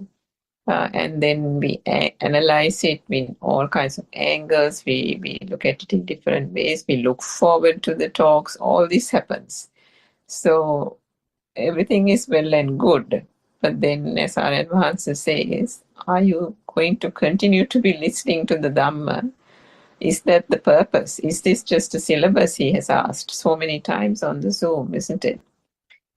Is this something that you will learn like just another subject, just another degree? Or is that the purpose of this Dhamma? No, it isn't. It's the liberation from all things that is holding this vibration, so-called self-vibration, tied down to this samsaric cycle. That is what the Buddha wanted people to understand, by understanding the mind and liberating from this, by truly understanding and realizing the truth and coming to the non-vibration. So that aspect is quite important, because if there's any listeners, and particularly we know that even in the Western societies, there's quite a few people who really like to analyze the Pali, the Tripitaka, and the Pali canon, and so on, and they know lots of stories and all about the Buddha's days and various ascetics, this, that, and the other. But is that itself good enough? What is the ultimate aim? And then we've heard about, Parva, if that is the canoe or the raft. Ultimately, that is only a means to get to the end, isn't it? That is not a means by itself. So that message is really key to Buddothpado followers, because if anyone has taken, you can't say anyone, but if any, just for the sake of saying it, if anyone has put effort, the maximum possible effort in cutting through all these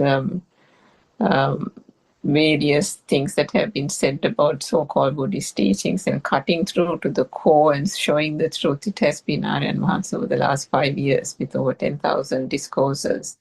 So if one misses that key message, it's a real shame. It's a crying shame, actually, because all the purpose and the intent of the noble spiritual teacher and everybody else who is participating